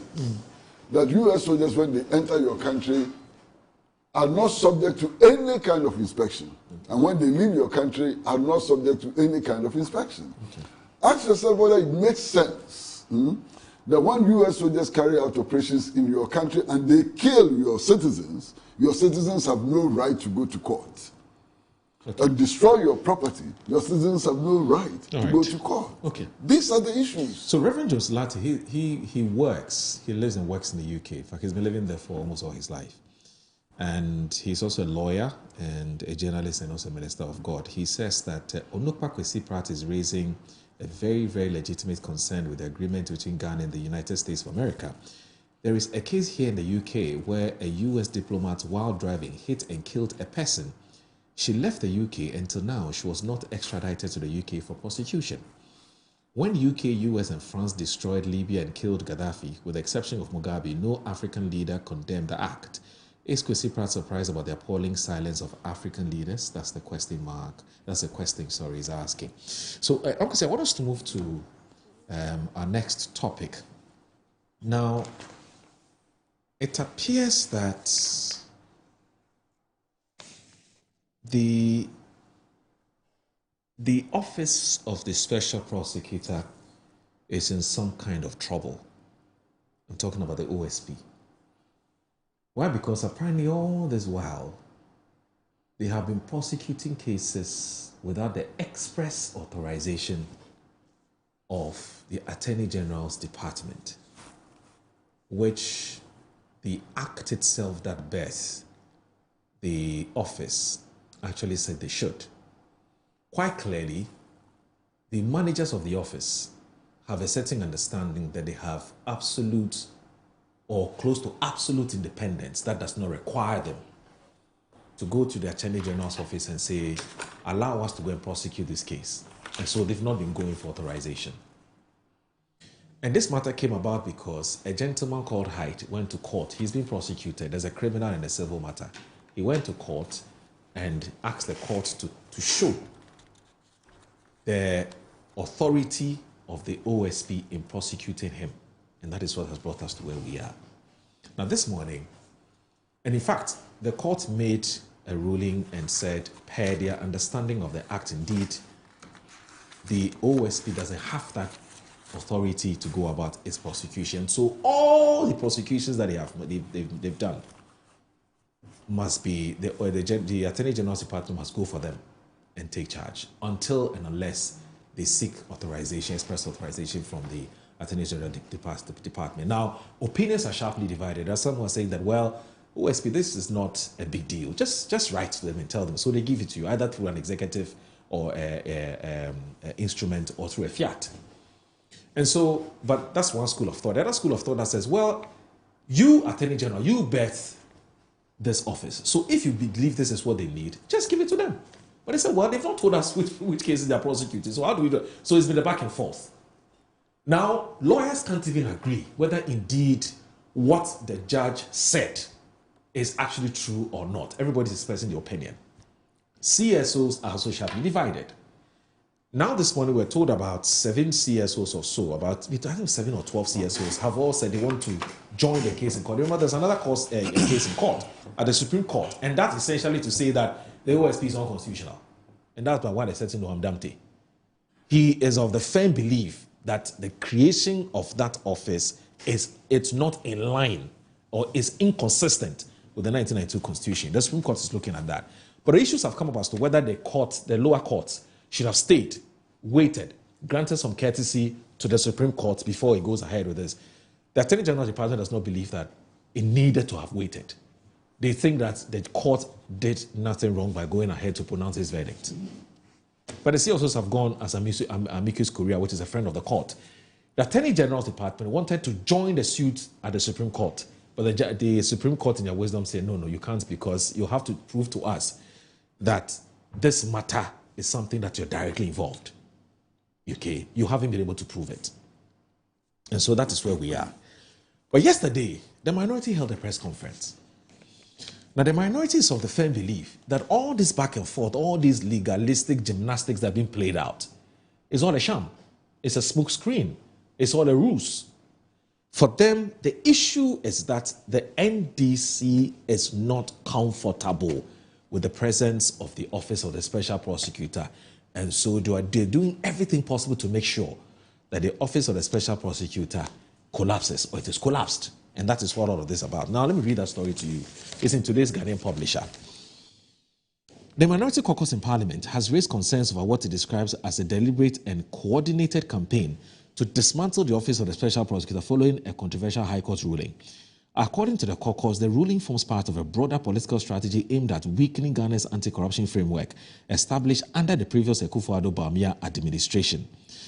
Now, Bright, if the video is ready, I think you should rather play the video instead of reading the entire story, because the video, I think, will do more justice to the matter. So if the video is ready, please play it. Okay, that's fine. When it's ready, please let me know. Now, addressing the media in Parliament on Tuesday, April 21, the Member of Parliament for Gushewu, that's Hassan Tampoli, who also serves as Deputy Ranking Member on the Constitutional and Legal Affairs Committee, argued that the High Court decision is not an isolated judicial outcome, but part of a sustained effort to undermine the OSP. This is not merely a legal contest. It is a political reckoning that threatens the integrity of Ghana's constitutional order. Let's play the video now. The High Court ruling must be immediately challenged and stayed. And we call on the OSP to immediately appeal the decision of the High Court and immediately also apply for a stay of execution at the High Court. And we dare also add that he must also proceed to the Supreme Court with a writ of certiorari to quash the decision of the High Court. We call on the Supreme Court to expedite its determination in Adamte versus the Attorney General. The Supreme Court question must be resolved definitely and authoritatively by the courts alone, by the court that alone has jurisdiction to resolve it. We call on the Honorable Chief Justice to treat this as a matter of great public importance, warranting urgent scheduling. The Attorney General must be summoned before Parliament to account for his position. It is constitutionally unacceptable for the state's chief legal officer to actively argue against a statutory institution of the Republic in judicial proceedings without parliamentary accountability. The minority will table appropriate questions and, if necessary, move for a formal parliamentary inquiry.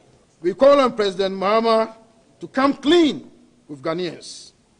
He cannot continue to claim publicly that he supports the OSP while his own Attorney General argues for its constitutional destruction at the High Court and the Supreme Court. The President must choose, and he must choose publicly. Does he stand with the OSP, or he stands with the campaign to destroy the OSP? All right. So that's Hassan Tampoli. He's a lawyer himself and a member of Parliament for the people of Gushewu. Okay, so what do you make of all of this? You know, to be honest with you, what is happening amounts to nothing but grandstanding. Empty, absolutely useless, and without substance. And I would explain. Clearly, it is political opportunism which has led us here. Political opportunism on the part of the New Patriotic Party and the National Democratic Congress, which has led us here. The NPP went to an election and promised that they would take prosecutions against, corruption and so on seriously. Oh, you mean the fight against corruption seriously? Yeah. Fight prosecution seriously. And that because the Attorney General is appointed by the President, he cannot carry on that duty, without a political lens and so on. That was the promise the NPP made to the Ghanaian electorate. Now, when the NPP won the election, they had to do something to create the impression that they were living up to the promise they had made to the electorate. And they came up with this contraption of the Office of Special Prosecutor. They came up with that contraption. First and foremost, the Special Prosecutor is like the Attorney General appointed by the President. So if appointment by a President becomes a fetter, it will be a fetter both in the case of the Attorney General and the Special Prosecutor. All of them are appointed by the President. Logically speaking. So no point is made. Right. You understand? Now, secondly, if you read the 1992 Constitution, the power to prosecute is vested in only one authority. That is the Attorney General. So to create the Office of Special Prosecutor and to give it powers of prosecution required a constitutional amendment, which they did not do. Both the NPP and NDC knew that what was happening, that act which was being passed in Parliament, had serious problems with regards to provisions of the Constitution. And I read provisions of the Constitution. This is Article 88, titled The Attorney General. And it says, there shall be an Attorney General of Ghana who shall be a Minister of State and the principal legal officer to government. Yeah. 2, the Attorney General shall discharge such other duties of a legal nature as may be referred or assigned to him by the President or imposed on him by this Constitution or any other law. Right. 3, the Attorney General, and this is very important, 3, the Attorney General shall be responsible for the initiation and conduct of all prosecutions of criminal offenses. That's what 3 says. It says, shall be responsible for all prosecutions. Not some. Not some, okay. All prosecutions. Okay? And then it goes to 4. All offenses prosecuted in the name of the Republic of Ghana shall be at the suit of the Attorney General or any other person authorized by him in accordance with any law. It's very clear. You cannot carry out prosecutions without the fiat of the Attorney General. And this is the Constitution, 1992 Constitution. Right. Now, if you look at the hierarchy of laws, the Constitution is the supreme law. Acts of Parliament are inferior to the Constitution. So the act establishing the Office of Special Prosecutor is inferior to this Constitution.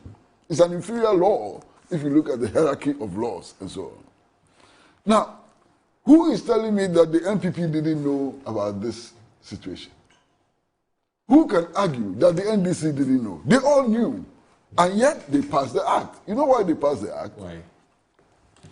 For the NPP, they were passing the act so that the people of Ghana would see that they had been loyal to their promises. You understand? That they were implementing the promises that they made. That was the objective. Yes. Pure and simple. The NDC, on the other hand, didn't want to look like they were fighting a system which was going to fight corruption, right, so that they would be seen as being corrupt. So it was a matter of convenience for the NPP and the NDC. Their convenience has just killed us and brought us here. It was convenient for the NDC to carry on, so it doesn't look like it's opposing the fight against corruption. It was convenient for the NPP to carry on, so that it appears to be fulfilling a campaign promise. And that is what has brought us here. Now, you know something? Right now, as we speak, the police carries on prosecutions. The police. Yes. Yoko does prosecutions. Yes. I'm told that Customs does prosecutions, yes, and so on. There are several other agencies who do prosecutions. Okay. Yes. But they do prosecutions with the fiat of the Attorney General. Yes. So if the OSP gets the fiat of the Attorney General, it can carry on prosecutions. True. What is the fiat of the Attorney General? Just a permission to prosecute. Yeah. This is a matter that can take minutes. So all this noise, where is it coming from? What's the value of all the noise that is being made? OSP can simply ask the Attorney General for permission, which can be granted in minutes. But they won't. But that's another matter. Yes, they won't. So all of this noise is really actually meaningless. You understand? Right. Now, you recall that when the OSP wanted to request the extradition of Ken Ofori-Atta, the OSP quickly realized that it didn't have that authority. So what happened? It went to the Attorney General, and the Attorney General acted promptly and made that request. This is the kind of cooperation which can exist, amongst them and so on. And there's no problem at all with that. Now, there are those who are talking about the jurisdiction of the High Court. Of course, you know that I'm not a lawyer. Yeah? But all of us, because of what we do and so on, venture into the law once in a while and so on. Look, the accused persons in this matter before the High Court got very, very smart lawyers. They got exceedingly smart lawyers. So the lawyers did not go to the High Court to ask for the interpretation of the Constitution. That's not what they did. They went to the High Court and simply asked the OSP to show the authority under which was prosecuting their clients. Quo warranto. Quo warranto. The court, every court has a duty to determine the authority behind the prosecution. I cannot go to court today and start prosecuting you. I don't have the authority. It may be a magistrate court, it may be a circuit court, it may be a high court. You understand? So it's one of the things that needs to be established, the authority to prosecute. That's what they did. So the High Court did not violate the Constitution. The High Court did not seek to interpret the Constitution. That is the preserve of the Supreme Court. And moreover, I don't want to sound prejudicial when matters are before courts of competent jurisdiction and so on. We are all stopped from making statements which prejudge the issues before the panel. Before you're cited for contempt. So I don't want to prejudge that. But you see, when they go to the Supreme Court will have to read the provisions of Article 88 of the Constitution. Simple. And the language in Article 88 is so clear, so simple, that I don't think that anybody can misinterpret this. Look at Article 88, subsection 4. Very clear language. You don't even have to go to secondary school to understand this. And it says, all offenses prosecuted in the name of the Republic of Ghana shall be at the suit of the Attorney General or any other person authorized by him in accordance with any law. Very clear language. And you find big-time lawyers, so-called civil society organizations, political parties and so on, jumping over each other, and so on, about this matter. It's so straightforward. So straightforward. You understand? This provision in the Constitution was not inserted by President Mahama. It is not President Mahama who inserted this in the Constitution. It is not the National Congress of the MDC which inserted this in the Constitution. This is the Constitution of the Republic of Ghana. So now, if you insist on adherence to the Constitution, what? You insist on adherence to the Constitution, you insist on the application of the Constitution, and you become an accomplice or somebody who condones crime and so on. I don't get it. This is what may probably be described as hula baloo. Much ado about nothing. All this somersaulting and dancing around and so on. What is it?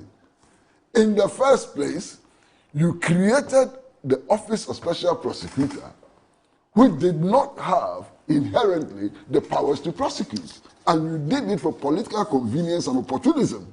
That is what has brought us here. Coins. Moro, I'm not a lawyer. Were your pockets long? I'm a layman. No, you're a member of parliament. So let me just read the preamble to the OSP Act. Office of the Special Prosecutor Act 2017. Muru, yes, please listen. I'm listening. An act to establish the Office of the Special Prosecutor as a specialized agency to investigate specific cases of alleged or suspected corruption and corruption-related offenses involving public officers and politically exposed persons in the performance of their functions, as well as persons in the private sector involved in the commission of alleged or suspected corruption and corruption-related offenses.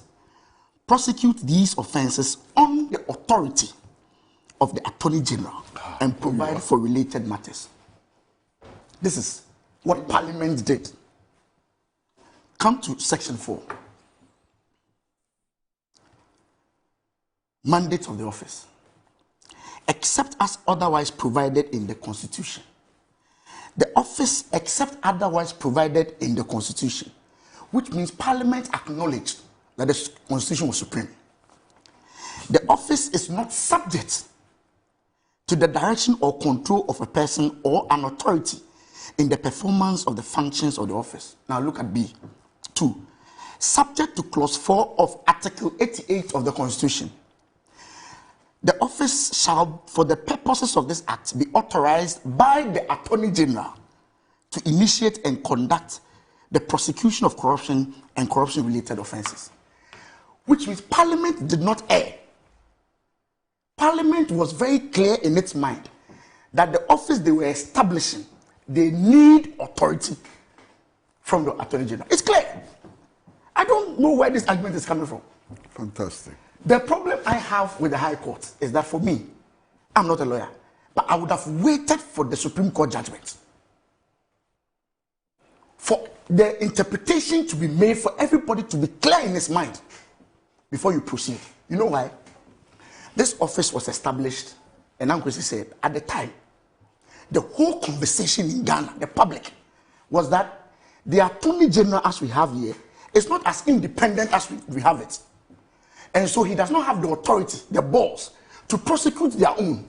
You're on television. Oh, Ankwesi, I'm very sorry. You are on television. Ankwesi, would you want to apologize on his behalf? Apologies. He has apologized already. Apologies. It was a slip. We all apologize. I mean, sometimes we get carried away. Yeah, we get carried away. Yes. So we beg. Yeah, we beg. I beg. So that was the feeling. And that we needed somebody more independent to do the job without any serious political interference. Then His Excellency Nana Addo Dankwa Akufo-Addo appointed Martin Amidu. Yeah. Check social media. Go to the think tanks. Wow. The president has shown a certain direction. He's even appointed somebody out of his government who is against his government to be the special prosecutor. And the whole notion was that this person is not from the MPP stock. He will be able to prosecute. And he started. If you recall. Except. I'm coming. I'll come there. There's a part of the story. Oh, bro, I'll come there. Okay, all right. I'll come there. Okay. Except when he started prosecuting. In fact, I would have to, sorry. Let me retract the statement I made that there was excitement everywhere. It wasn't everywhere. Some people were excited. No problem. I'm talking about the majority of the people. Yes. I mean, well, it depends. Oh, yeah, the majority of the people. Okay. Well, the do you know what I'm saying? Do you know what I'm saying, so? I know. But let me proceed. So he comes in and the excitement is all over. Okay. That he's going to prosecute even people that does not belong to his government. Yes. There were some debacle, there were some issues. He left. They brought Kisei Jammeh. What issues? Oh, Uncle, I don't think we can have that discussion. let me flow. But the issues are important. Oh, let me flow. Okay, no problem. Then Kisei Jammeh comes in. Obviously, you don't expect him to bring that matter. Oh no, we can have that discussion. It will collapse his argument. No, it's not about collapsing my argument. No, Kisei Jammeh then comes in. Yes. Then Kisei Jammeh begins to prosecute MPP people. So the whole thing, this is good. This guy is independent. When the NDC came to, in fact, I've read Ayene's arguments. Yeah. Somebody sent me Hansard.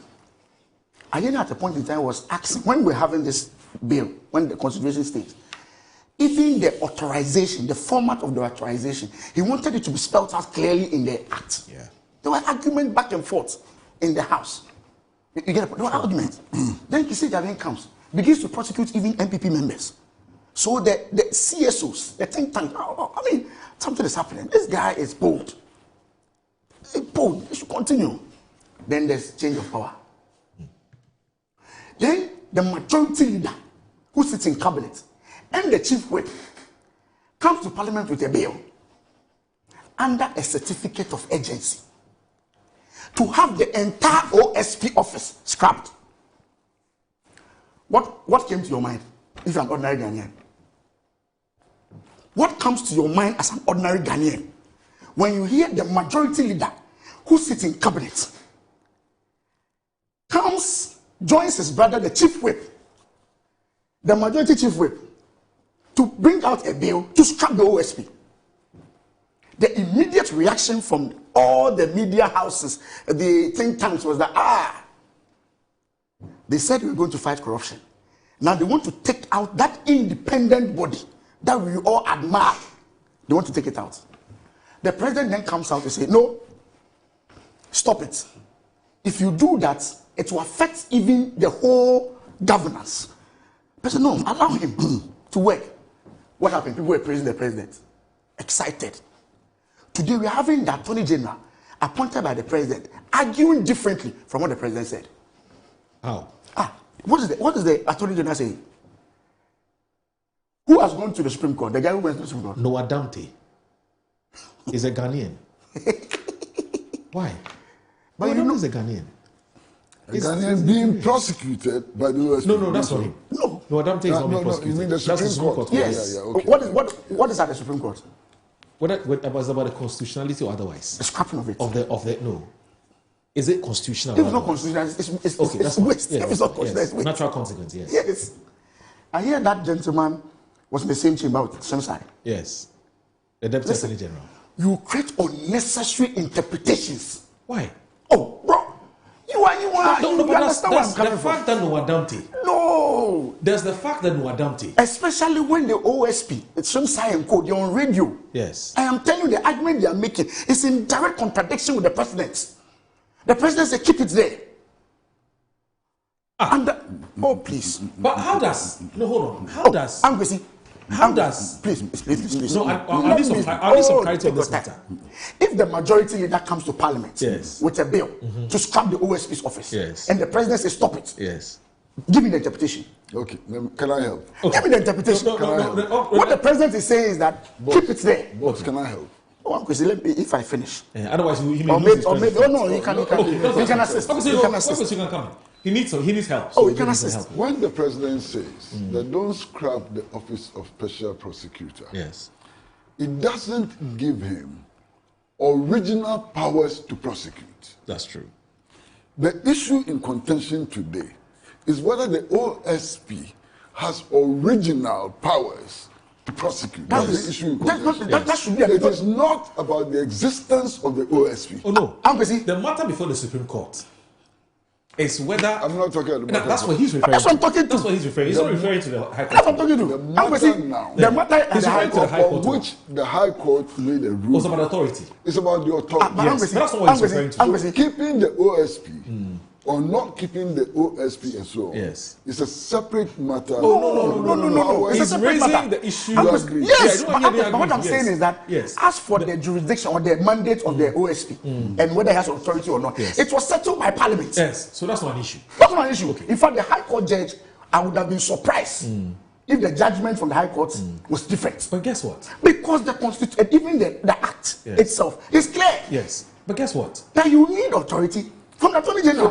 Why are your people holding press conferences saying that the High Court judge is an indication? Did you honestly listen to expect... Tampuli. No, but you see...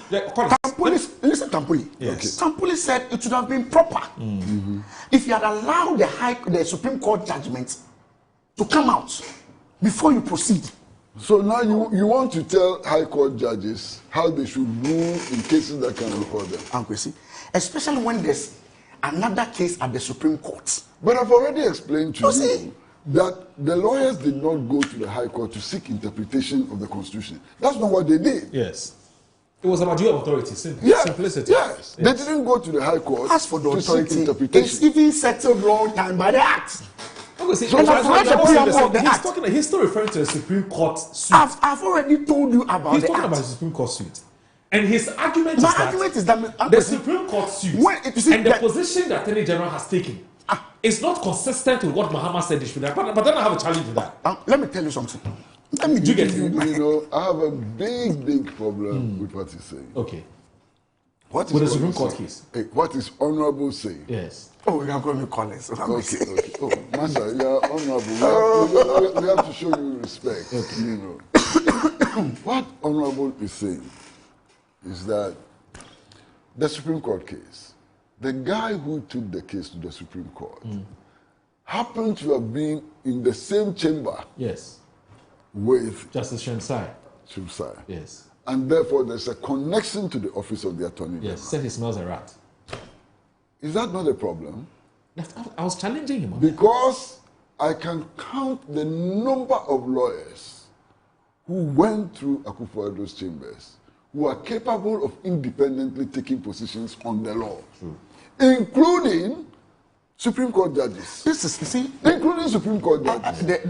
By extension, if you follow your argument, if you listen to my argument, then anytime Yoni Kunedi takes a decision in the Supreme Court, we'll be tracing him back to his days in the chambers of Akufo-Addo, which is most unfair to Yoni Kunedi. So there's an argument which cannot be sustained. It's an argument which should be listen. So you're saying you're talking about optics. Listen. That's the point I'm making. You're talking about optics. He's when talking the about majority optics. leader, let me make my point. If the majority leader, Yoni Kunedi cut his teeth in the Akufo-Addo chambers. Yes. He now sits on the Supreme Court. Yes. Is it fair, anytime he makes a decision, to refer to the fact that he used to be in Akufo-Addo's chambers? Well, it is not fair. And if fair. that is not fair, is it fair in this instance to refer to the originator of the suit in the Supreme Court, previous associations with the chamber? Is it fair? Yes. No, it's not. Whether it is fair or not. It's not a matter of issue. No, whether it is fair or not. Okay. Allow the Ghanaian people to decide on that. Okay. When the majority leader who sits in cabinet and the chief whip comes to parliament and there's a certificate of urgency to scrap the OSP. But why do you focus on that and not talk about what the president, who is the main boss, says, keep it? And that is where I'm coming to. Okay. That is where I am coming to. And there's even a fundamental problem. We are operating a system of government based on the principle of separation of powers. Right. And yet, members of parliament constantly invite the president to intervene in their matters. Yes. Approve presidential intervention in parliamentary affairs or non-intervention in parliamentary affairs. That's a huge problem. But you know why? Because the separation of powers that Uncle Kwesi you are talking about is only it's in theory. And in reality and in practice, there's no proper separation of powers. Fantastic. Yeah, let me tell you. Really? That's the bottom line. There's no proper separation of powers. I am not going to contest until recently that Abambagi decided that Parliament should be choosing its own leadership. It needs to come from the executive. No problem. Moro, let us accept what you're saying. Yes. My problem is that members of Parliament who have a duty to themselves to protect their independence are constantly inviting the executive interference. That's the sad part of our democracy. Yes, and that's what I'm saying. I'm saying that it is very sad. Yes, it is what it is. That members of Parliament cannot even protect their own independence. If they cannot protect their own independence, how can they protect national sovereignty and protect the interests of the It is the reason why one of the proposals that the Professor H. Kwesi Prempeh Committee is championing is a proper separation of the legislature from the executive. Because now people go to parliament because they want to catch the eye of the president. It won't solve the problem. Oh, how? So would you allow me to speak? So that I can go to parliament and express my independent thought, because I don't want anything from the president. Let me tell you how it won't solve the problem. Moro, I've not done that. There was an MPP member of parliament. To be fair to him. No, he knows that I'm not. Absolutely. So that he doesn't lose train of thought. No, between us, there's no problem. There's an MPP member of parliament, PC Apiofori. Yes. Have you forgotten? Yes, I remember him. Anti-corruption crusader. Yes. So if what PC Apiofori alleges persist. Yes. My friend, how does separation of powers get strengthened? You're talking about financial inducements. Of course. Merely because members of parliament will not be ministers. If they will take envelopes from the executive to do what the executive wants, separation of powers in its true meaning cannot be practiced in the parliament. So your point is that... And I'm not saying it. It's members of parliament who came out to say this appeal for... Yeah, so separation will only deal with the political connection, but the financial inducement separation, look, the principle of separation of powers can only be implemented if we have men and women of integrity who are principled enough to defend the Constitution and to defend their own practice as prescribed by law. Well, finish. We don't have that many of them. Collins, please go ahead. We have very few of them. Listen, just take your time. Yes. So, back to your point. The point Supreme Court. Listen, yes. Just take your time. Okay. Go on social media, read papers, independent-minded people, and just gauge their mood and what they are saying. All they are saying is that the government tried to use parliament to take the OSP off. It didn't happen. They want to use the courts. I'm telling you. Do you believe that? Listen, go and check what is happening. People are entitled to the opinion. Listen, do you believe that? Let me speak. It's so unfair to the petitioner who has petitioned the Supreme Court. Let me speak. and he's a qualified lawyer. And now what is the OSP doing now? He's prosecuting corruption. Yes. Now we are being told that all the OSP needs now is a fiat. Yes. An authority. An authority. And we are being told that the AG is saying they are waiting for the OSP to request. Yes. To fight corruption. Yes. How does it sound to you? But that's what the law says. Take your time. Who told you that the OSP must necessarily give authority, a request for authority? So as we speak now, you think I'm going to wait. So you think the AG on its own cannot give that fiat? Why is he waiting for the OSP to come back to it? But they are saying that procedurally. What's procedurally? The procedure is that the OSP should write a letter. Like Yoko, like the police, like SNIT, all of them. What they do write to them. To do what? I said these are the things we want to do. Can we go ahead? Do you want to fight corruption? Well, do you really want to fight corruption? We want the same thing, but we ought to do it and do it well. Listen, do you want to fight corruption? Of course we want to fight corruption. You want to fight corruption and your majority leader. Yes. And minority leader. Yes. Come together to scrap the OSP. Oh, but that's an old matter. It's not an old matter. It is significant. It feeds into the whole agenda. How? What how? That's what I'm telling you. But it's no Adamte part of the majority. I am telling you. No Adamte. Listen to me. Listen to me. If the president had not intervened, we wouldn't be having this discussion. How so? The OSP would have been scrapped. And so? Right now. I'm telling you. I see. But hold on. Collins. Could have been scrapped. That's why I'm happy I said could have been. It's not about could. You didn't say it would have been. It's not about could. Because you are making that. No, I see. You're making that statement based on a certain assumption. It's not an assumption. That every member of the majority. Oh, they would have scrapped it. It's in full force with what Ayariga and Dapamako take it from me. Take it from me. If this bill had come to the floor. Yes. It came to me. I was a member of the private members bill committee. Massa. And you're saying that it would there was a collective decision. Yamutu. Massa. Oh, back to the issue you raised. No, we need to resolve this. We need to resolve this. Yes, I'm helping to resolve it. I'm helping to resolve it. You see, your claim is that scrapping the OSP creates a defect in the attempt to prosecute corruption. Yes. That's what you're saying. Yes. Now, what is the basis? The basis is that the OSP is independent. How independent is the OSP as compared to the Attorney General, when all of them are appointees of a political authority? In any case, today, if you look at the cases that the OSP is investigating and prosecuting, is there any one of them which is an NDC case? Just cast your mind back. Ken Ofori-Atta, GNPA. I knew that some time ago, Professor Fupron Boateng was invited to the OSP and so on. Most of the cases, and I say most of the cases because I don't want, to say something which is not true. But all the cases that I can remember are MPP cases. So why would the Attorney General, if he's that politically biased, be fighting the OSP who is prosecuting MPP corruption cases? Why? Unless there's something you and I don't know. Unless Collins knows something that the rest of us don't know. Yes. But whatever he knows, he hasn't said now. And therefore we are unable to take that into account. It was a three-layer approach. Tried Parliament, it failed. There was a petition to move the OSP. Yes. Prima facie, it failed. Now the other court. Noah Dante is a private legal practitioner. I'm saying that it's a He has never agreed that the OSP and the way it was formed is consistent with the 1992 Constitution. He has decided to go to court. Like me. Oh, you've always, like me. Oh, you've always from held the that beginning. view. You've held that view. The records are there from the very beginning. Oh, okay. I said that this is a contraption which would not work. It's based on false assumptions. How can the OSP be independent when the OSP is appointed by the president in much the same way as the Attorney General is appointed by the president?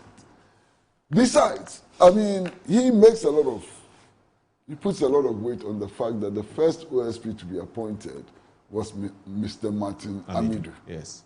Oh my God, please don't make that point again. Oh, why Angwezi?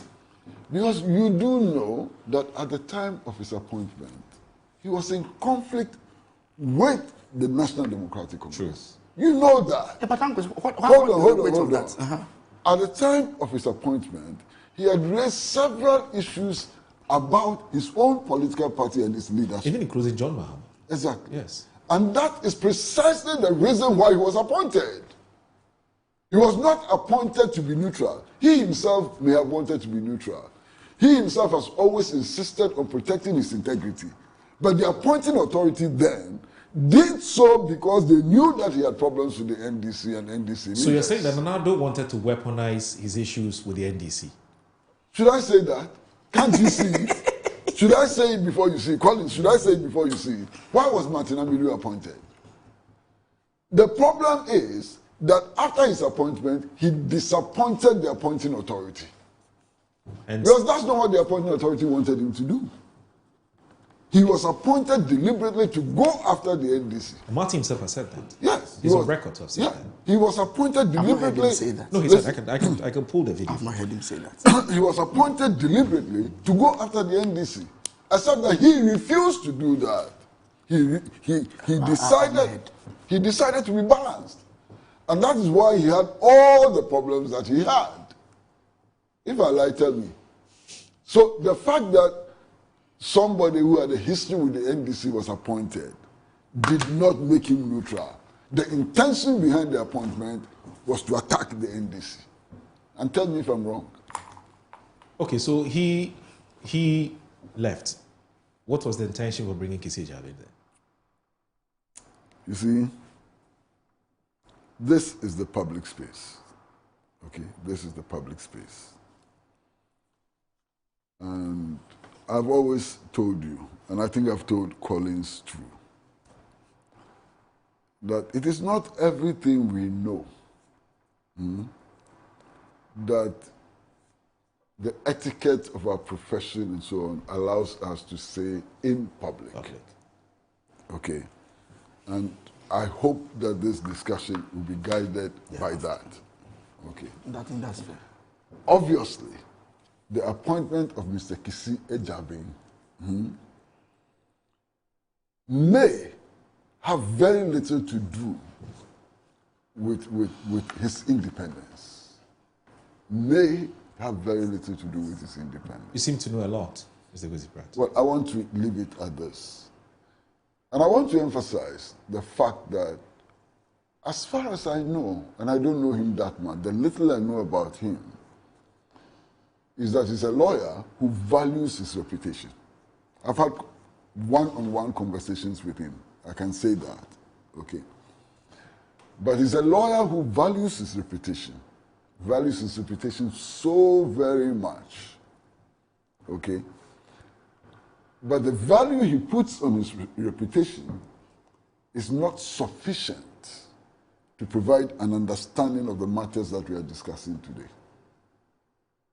I think that he genuinely does not want to make mistakes in his professional practice.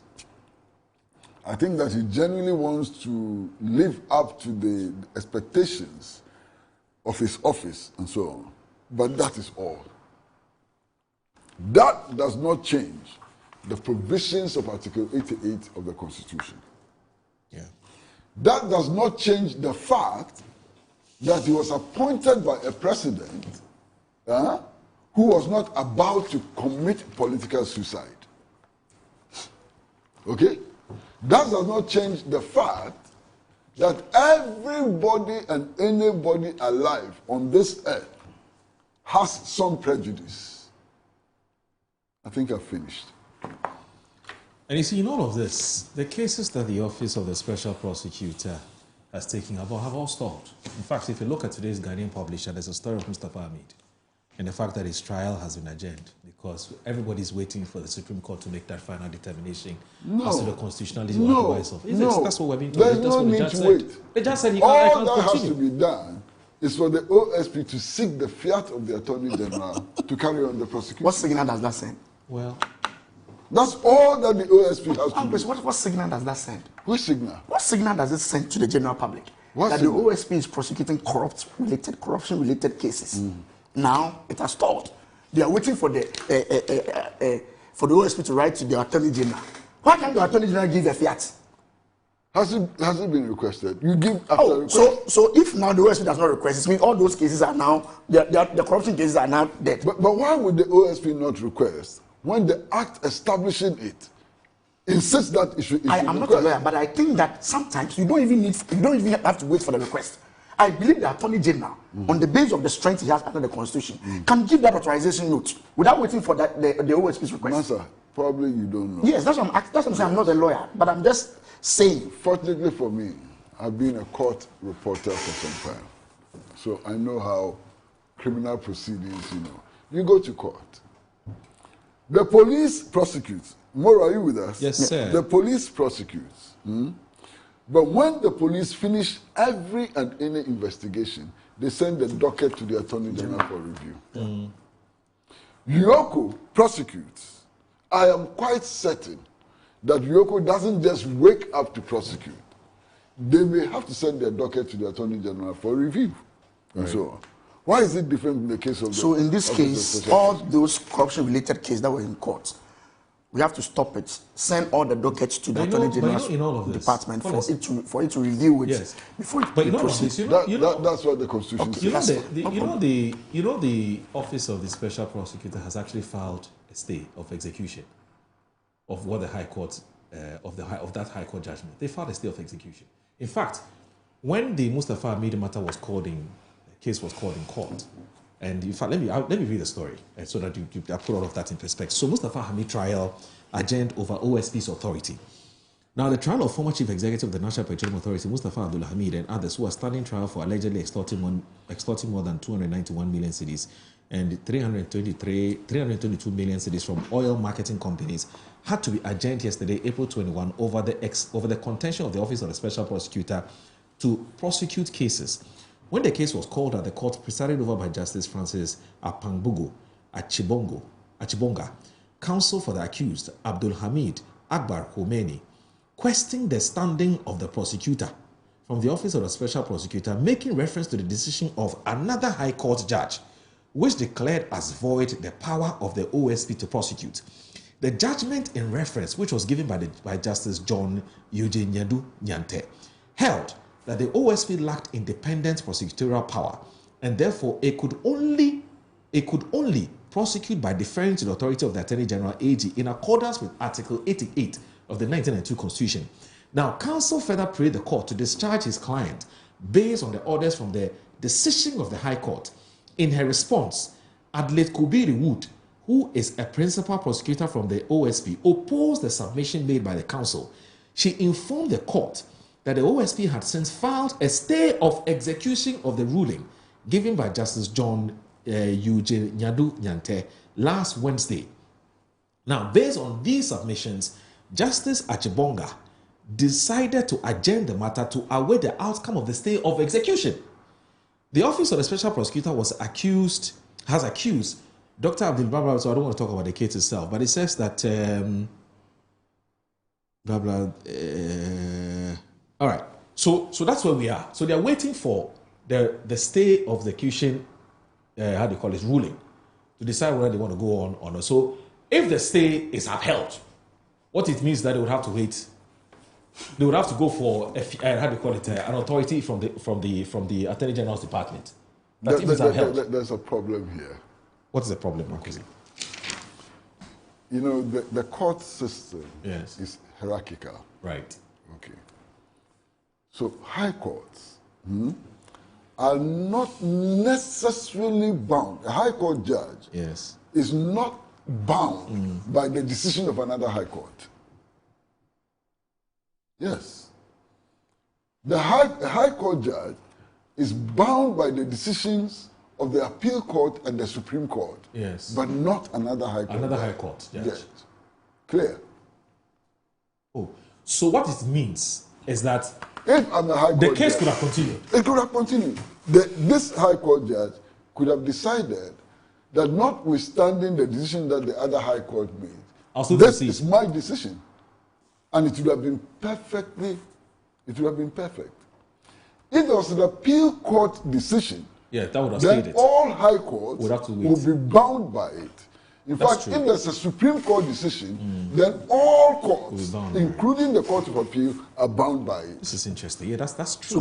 So the way this matter has ended is a bit problematic. So the judge's decision not to proceed with the adjudication of this case because another high court judge has said that the OSP does not have an authority, quite clearly from everything you said, is wrong. What's wrong?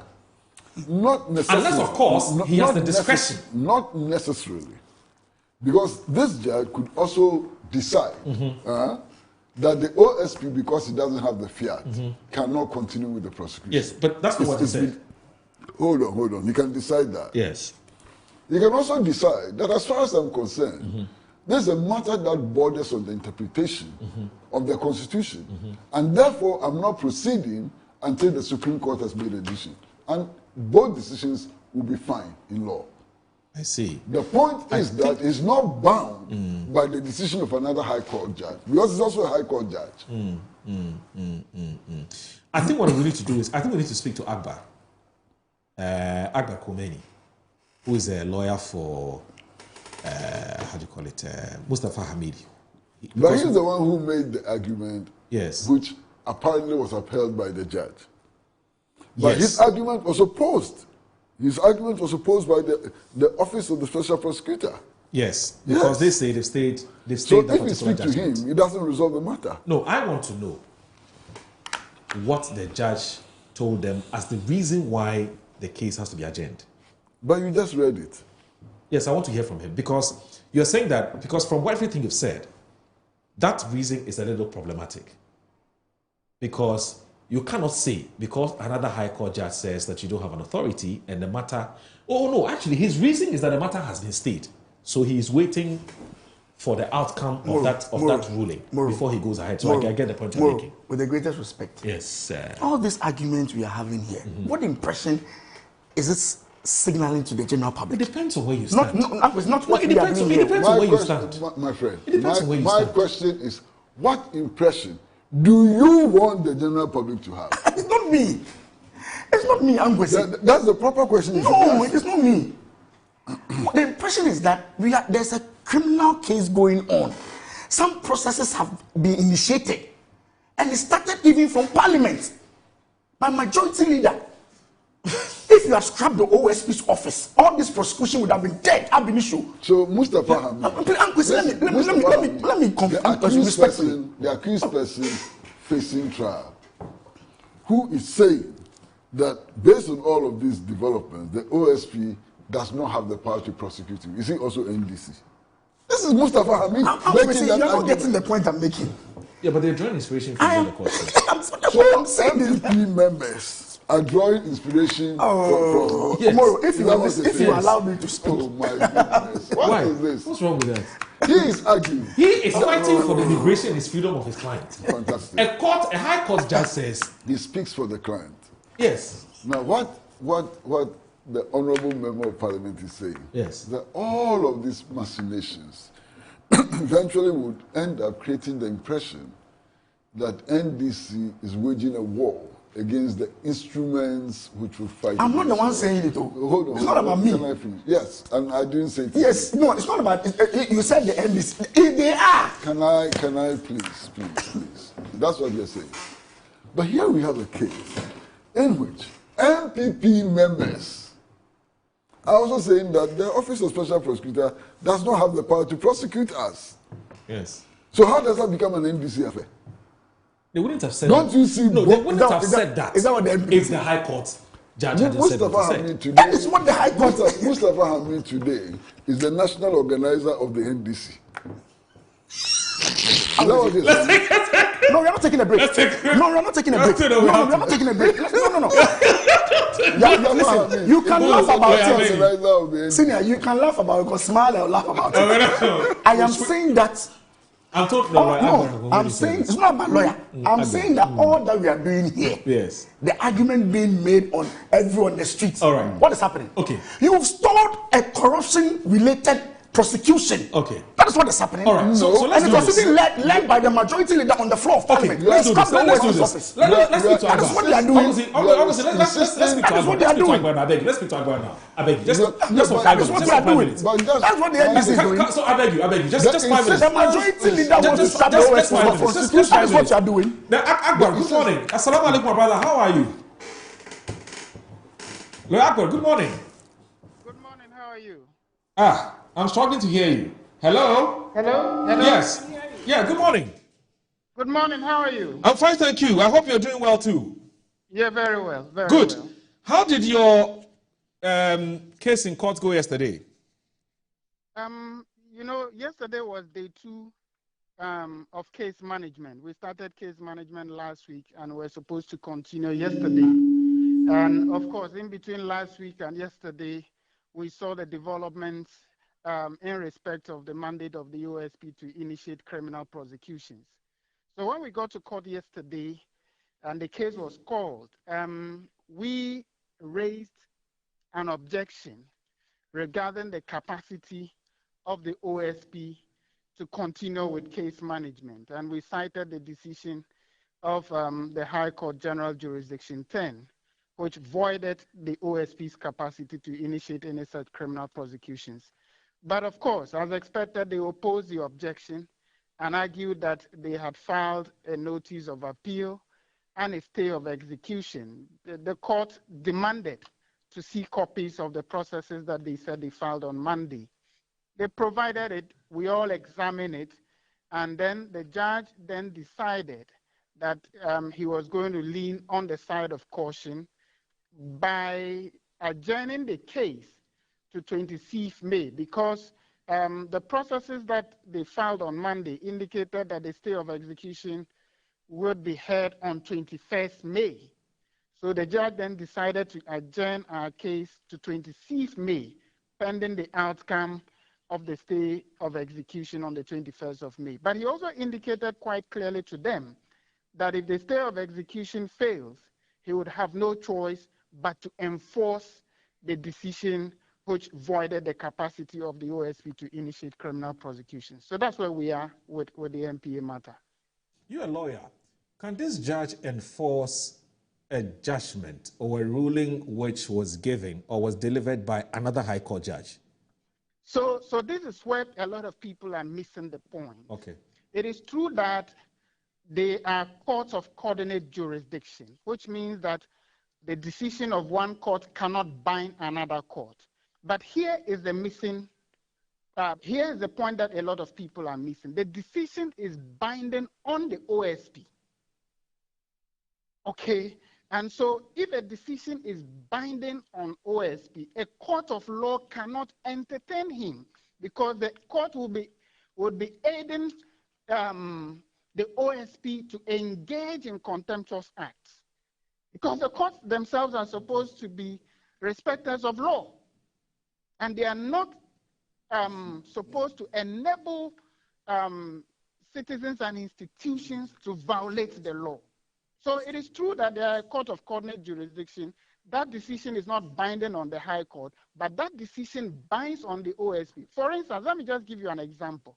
I'm a citizen of Ghana, and I have a duty to, and I have a right to perform a public duty. But the High Court in Tamale says that I cannot perform that duty.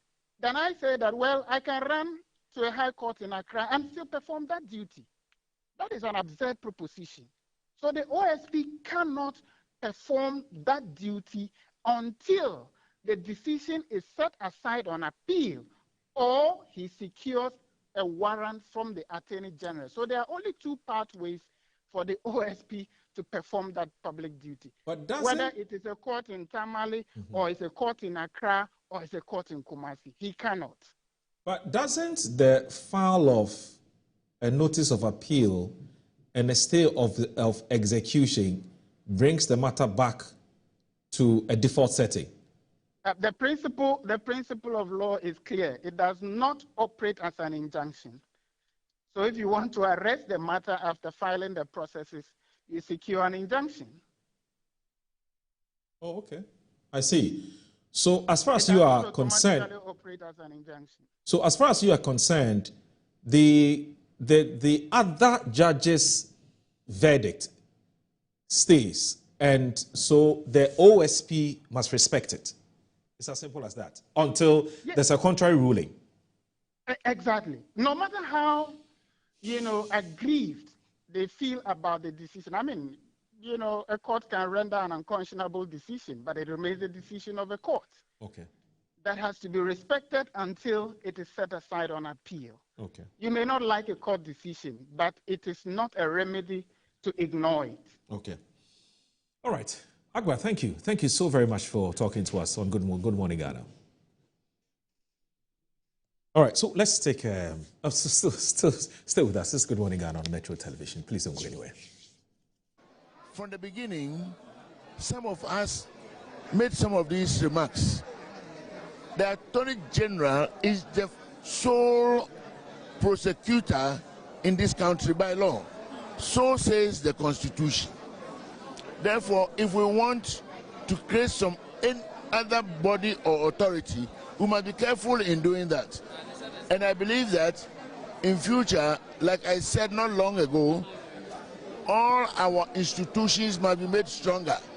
And we should stop making or legislating the proliferation of institutions. The institution that is there to do a job, give it every authority, every facility, every human power, every ICT resource, anything, so that they can deliver. And if we find it necessary, then we dissociate the Attorney General from the government, because that's the fear of an Attorney General not prosecuting members of the government. So this is something that must be finally resolved. I trust that it will go finally to the Supreme Court.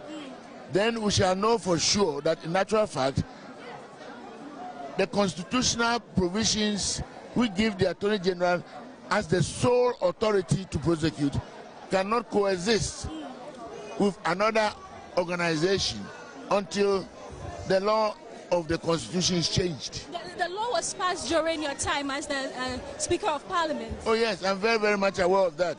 But you see, the Speaker doesn't vote. The Speaker may only express a personal opinion, but nevertheless, the members must vote. It is not a strange ruling at all.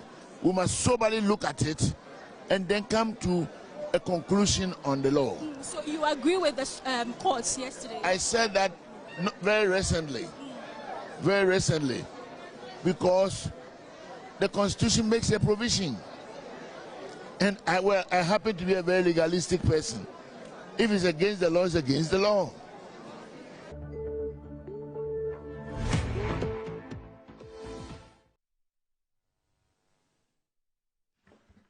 Thank you very much.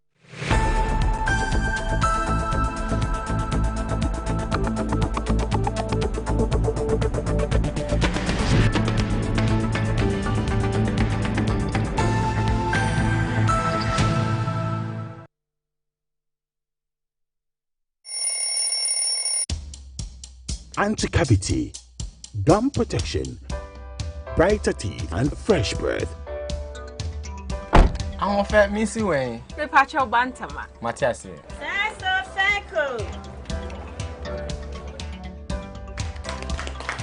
It's her smile. The fresh breath. Me, Judy said we used to Cal 360 toothpaste. Cal 360 toothpaste. That's Kia. Cal 360 toothpaste. It's a gum protector. Onim Jom Kasan. Cal 360 did the way. It's cool mint. Gives me fresh breath and your confidence booster.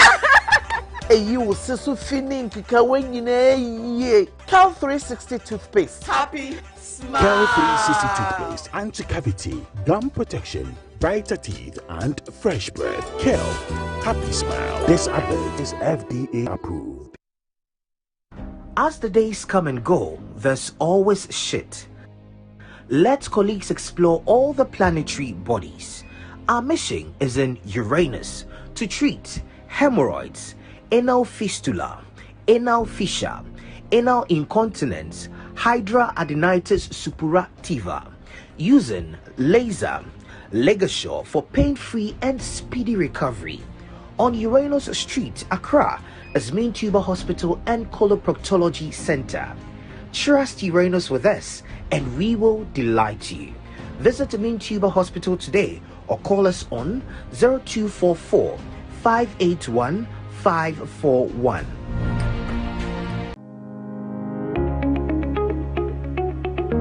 Looking for comfort, convenience, and class all in one place? Welcome to Stay Easy Apartments on Conference Center, where modern living meets exceptional service. Whether you're staying for business or leisure, Stay Easy offers you a home away from home. Spacious and well-furnished apartments, pool, gym, and everything you need to relax and feel at ease. Planning a meeting, workshop, or special event? Our event ground and state-of-the-art conference center is designed to host your events and bring your vision to life. From corporate gatherings to private functions, we provide the perfect space, supported by modern equipment and a professional team ready to assist you. At Stay Easy, your comfort and success are our priority. Book your stay or reserve your space today. Call us at 020-739-1473 or 0244-226367. Stay Easy Apartments and Conference Center. Stay easy with us.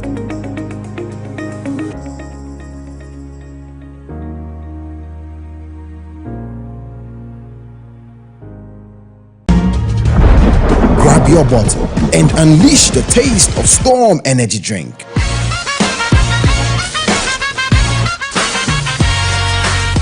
A bold flavor, a big attitude. Feel the vibe, own the moment. It's your time to be different. Storm Energy Drink, make your mark.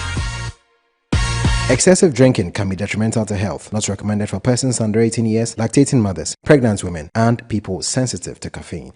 This advert is FDA approved.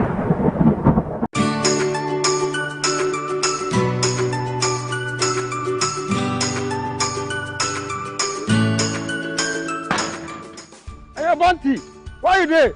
Well, lie, tell her today go give me my money. Oh, my guy, what's up? Oba unze me dinner dede baby. Scano ASA. 500 cedis per. Ah.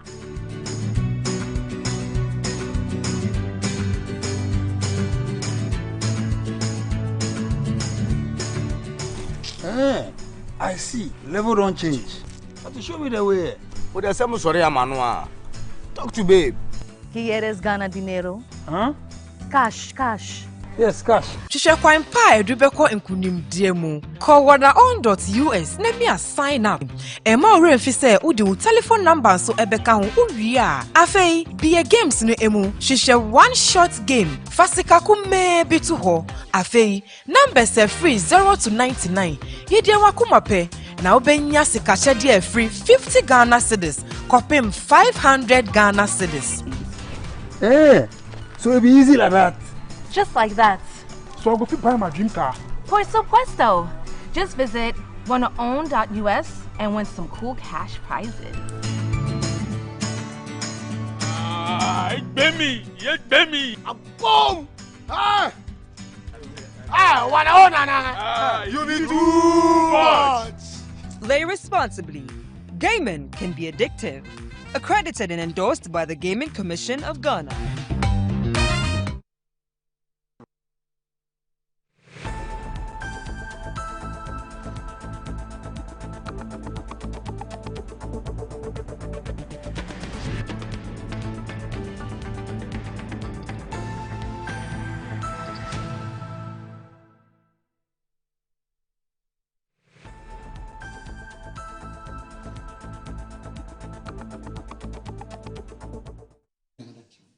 You're watching Good Morning Ghana on Metro Television. We're happy that you're still with us. And I'm here with Mr. Kwesi Pratt Jr., who is the former managing editor of the Insight newspaper, and also Mr. Collins Andoma-Komenta, Honorable Member of Parliament for the people of the Fija-Kwabre North constituency, and also a former deputy minister. Gentlemen, let me read a few messages that have come through. Our viewers also have an opinion. Let's hear them out. So Marco Jobafu from the United States of America, he says that under Ghana's 1992 constitution, the special prosecutor is legally subordinate to the Attorney General. Article 88 vests all prosecutorial powers in the AG, and the OSP can only act with authority delegated from the AG, Article 88.3 and 4. The Constitution says that the AG shall be responsible for the initiation and conduct of all prosecutions of criminal offences. Clause 4 allows the AG to authorize other persons to prosecute. Act 959, Section 4.2, the law that created the OSP itself, says that the office shall, for the purpose of this act, be authorized by the Attorney General to initiate and conduct the prosecution of corruption and corruption-related offences. Section 4.1 makes the OSP independent in investigations and other functions. Only the initiation of prosecution requires AG's authorization. Parliament can create agencies and have the AG delegate prosecutorial powers to them. Looks like if the OSP should request from the AG to prosecute, all the cases being prosecuted by the OSP must start all over. What happens to double jeopardy for the cases concluded and fines imposed? That's a very, very, very, very, very critical question. Very, very important question. Because at the heart of all of this is about people's lives and freedoms and liberties and so on, and that's what is being toyed with. Article 88 of the Constitution is very clear. Let's wait for the Supreme Court to interpret the law. Thank you very much. Peter T. from Shukura says that, Moro, my warmest regards to Uncle Kwesi. And if Ghana, for that matter, should be guided by political history, this government, under the leadership of His Excellency President John Dramani Mahama, would have loved to avoid appointing this current special prosecutor as part of his government. Nana Addo Bawumia government would never appoint or maintain any appointee who served in previous NDC administration to be appointed under their watch, because the MPP would have considered that appointment as suicidal or a sabotagerial political development. Look, this government has every justification to terminate the appointment of any person it wishes to do so. The law is the law. Alhaji Hamza from Pig Farm says, good morning, my brother. In my humble opinion, if there is any political party in this country who is against the establishment of the OSP in this country, then it is the MPP. We cannot discuss this issue without first talking about Martin Amidu. And according to Martin Amidu, he is not being given the opportunity to operate by functionaries of the MPP, and for that matter, President Akufo-Addo. He went further to describe the President Akufo-Addo as the mother serpent of corruption. What about that? In my humble opinion, I don't think the MPP as a political party has any moral right to take the stance that it took. It is all about much ado about nothing. During the vetting of the SP in Parliament, a question was posed to him by Honorable Mahama Yarga about these same powers of his office to prosecute, and he answered in the affirmative. The hazard is there for all of us to see. Now, this one from also Ejap Kwabena from UTV. My brother, good to know that you're tuned in. He says, I find it extremely difficult to understand these MVP people. Are they not the same people who have been lambasting the OSP left and right after the famous Ankwa Noma press conference? Why the sudden U-turn pretending they love the OSP? Simmons, who is the managing editor of the Accra Times, says even Speaker Michael Quay, who presided over the passage of the OSP bill, was against the creation of OSP. The former Deputy Attorney General, Honorable Joseph Benka, supported the recent High Court ruling. The MPP MP for Ifia in the Western region called for the dismissal of Mr. Jabing as SP. I don't think this opposition could be seen as against anti-corruption. Now, Kwesi Baini, formerly with... he says that he can't hear us in Takrady. Kwesi would inform the technical team to work on that. Oh, okay, Sebastian Symes. So the man whose the man whose announcement I read about the fact that he was no more is actually not your brother, he's your dad. I'm sorry about that. He says, not my brother, he's my dad. Okay, thank you very much for that correction. Yes, Sebastian, yes, he lost his dad, yes. When was that? Let me look at this. So he's actually sent me the obituary, but it doesn't tell me exactly when. Formerly of Daily Graphic. Yes, and also formerly of the, I think, Chronicle.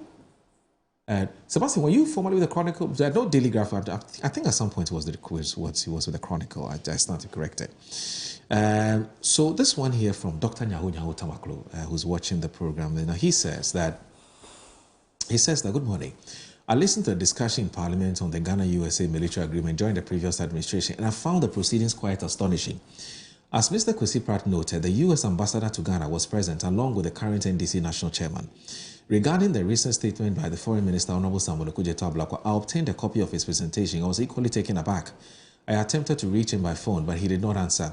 So I followed up with a message, which I have attached for your perusal. It's rather unfortunate that a Foreign Minister of the Republic of Ghana would issue such a statement. I'm particularly concerned that he appears unwilling to consider advice. That's from Dr. Nyaho Tamaklo, who is an elderly statesman. Now, this one here from Kwame Sapon Asiedu of the Center for Democratic Development, CDD. You know, he's also a pharmacist. It says, good morning. The preamble to the OSP law says to investigate politically exposed people or people in the private sector who may have been involved in corruption-related matters. If it's to obtain permission on a case-by-case basis from the Attorney General, what will happen if the AG is the subject of a corruption investigation? Or are we assuming an AG may never be a subject of an investigation? Why not give him blanket permission to prevent any wahala? Well, Kwame, it's an interesting point to make, but the AG has also said, you see, there are two ways of giving that authorization. You either give it through a fiat, which is usually given to private people to prosecute matter, or you give to an executive instrument. Now, what the AG is saying is that once they give him the executive instrument, which is the executive powers to do so, then it's almost like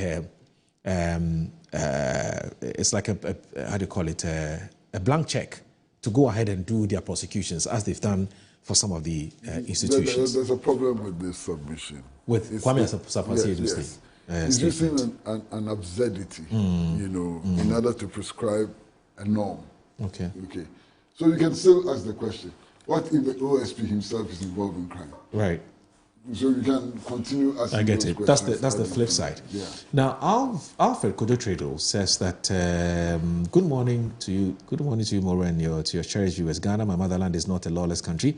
Nobody can be above the law, not even the President of the Republic. Article 88, Clause 4, 5, and 6 are clear. The Attorney General, indeed, shall have audience in all courts in Ghana, not Afghanistan or Iraq.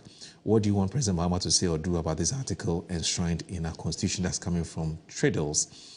Reverend Jones Latte is back. He's based in the UK. He's a lawyer himself. He said the office of the OSP is a duplication of duty and an expensive office. It is a political opportunism for the establishment of the OSP. The constitution must be amended to have an independent prosecution service. The Attorney General must only be the lawyer of the government. I remember when this matter came up, this opinion was also canvassed.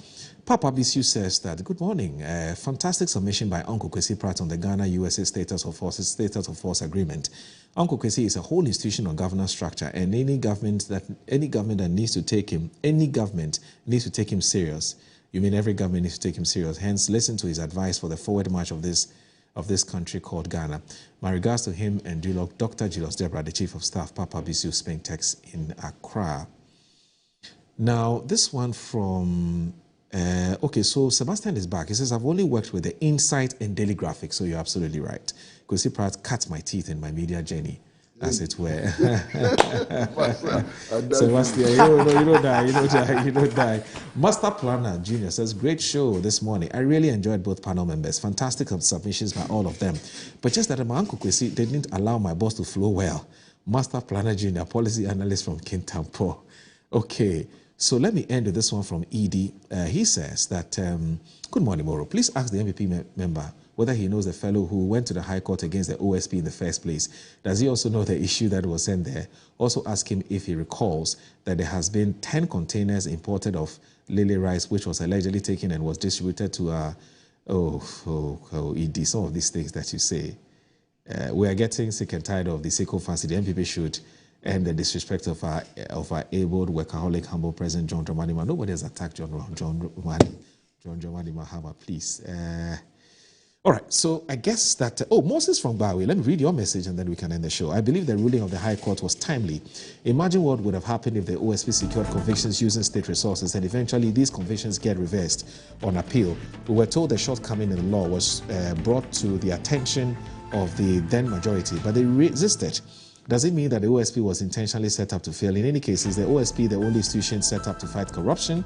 We have many others. So why this obsession with the OSP? Our system for fighting corruption is not good. And it says that I believe even if we set up a body of angels from heaven, the other service CID and the rest will all be tinkered with now. And again, I'm not a pessimist, but a realist. Samuel Brian Boabeng says that, Moro, good morning. There's nothing wrong with the OSP Act. The Attorney General's nomination of the Special Prosecutor alone is a form of authorization, but the current Special Prosecutor is not fighting corruption. He's using the office to pursue his own agenda. As for the Attorney General and his deputy, they do not seem to know what they are doing.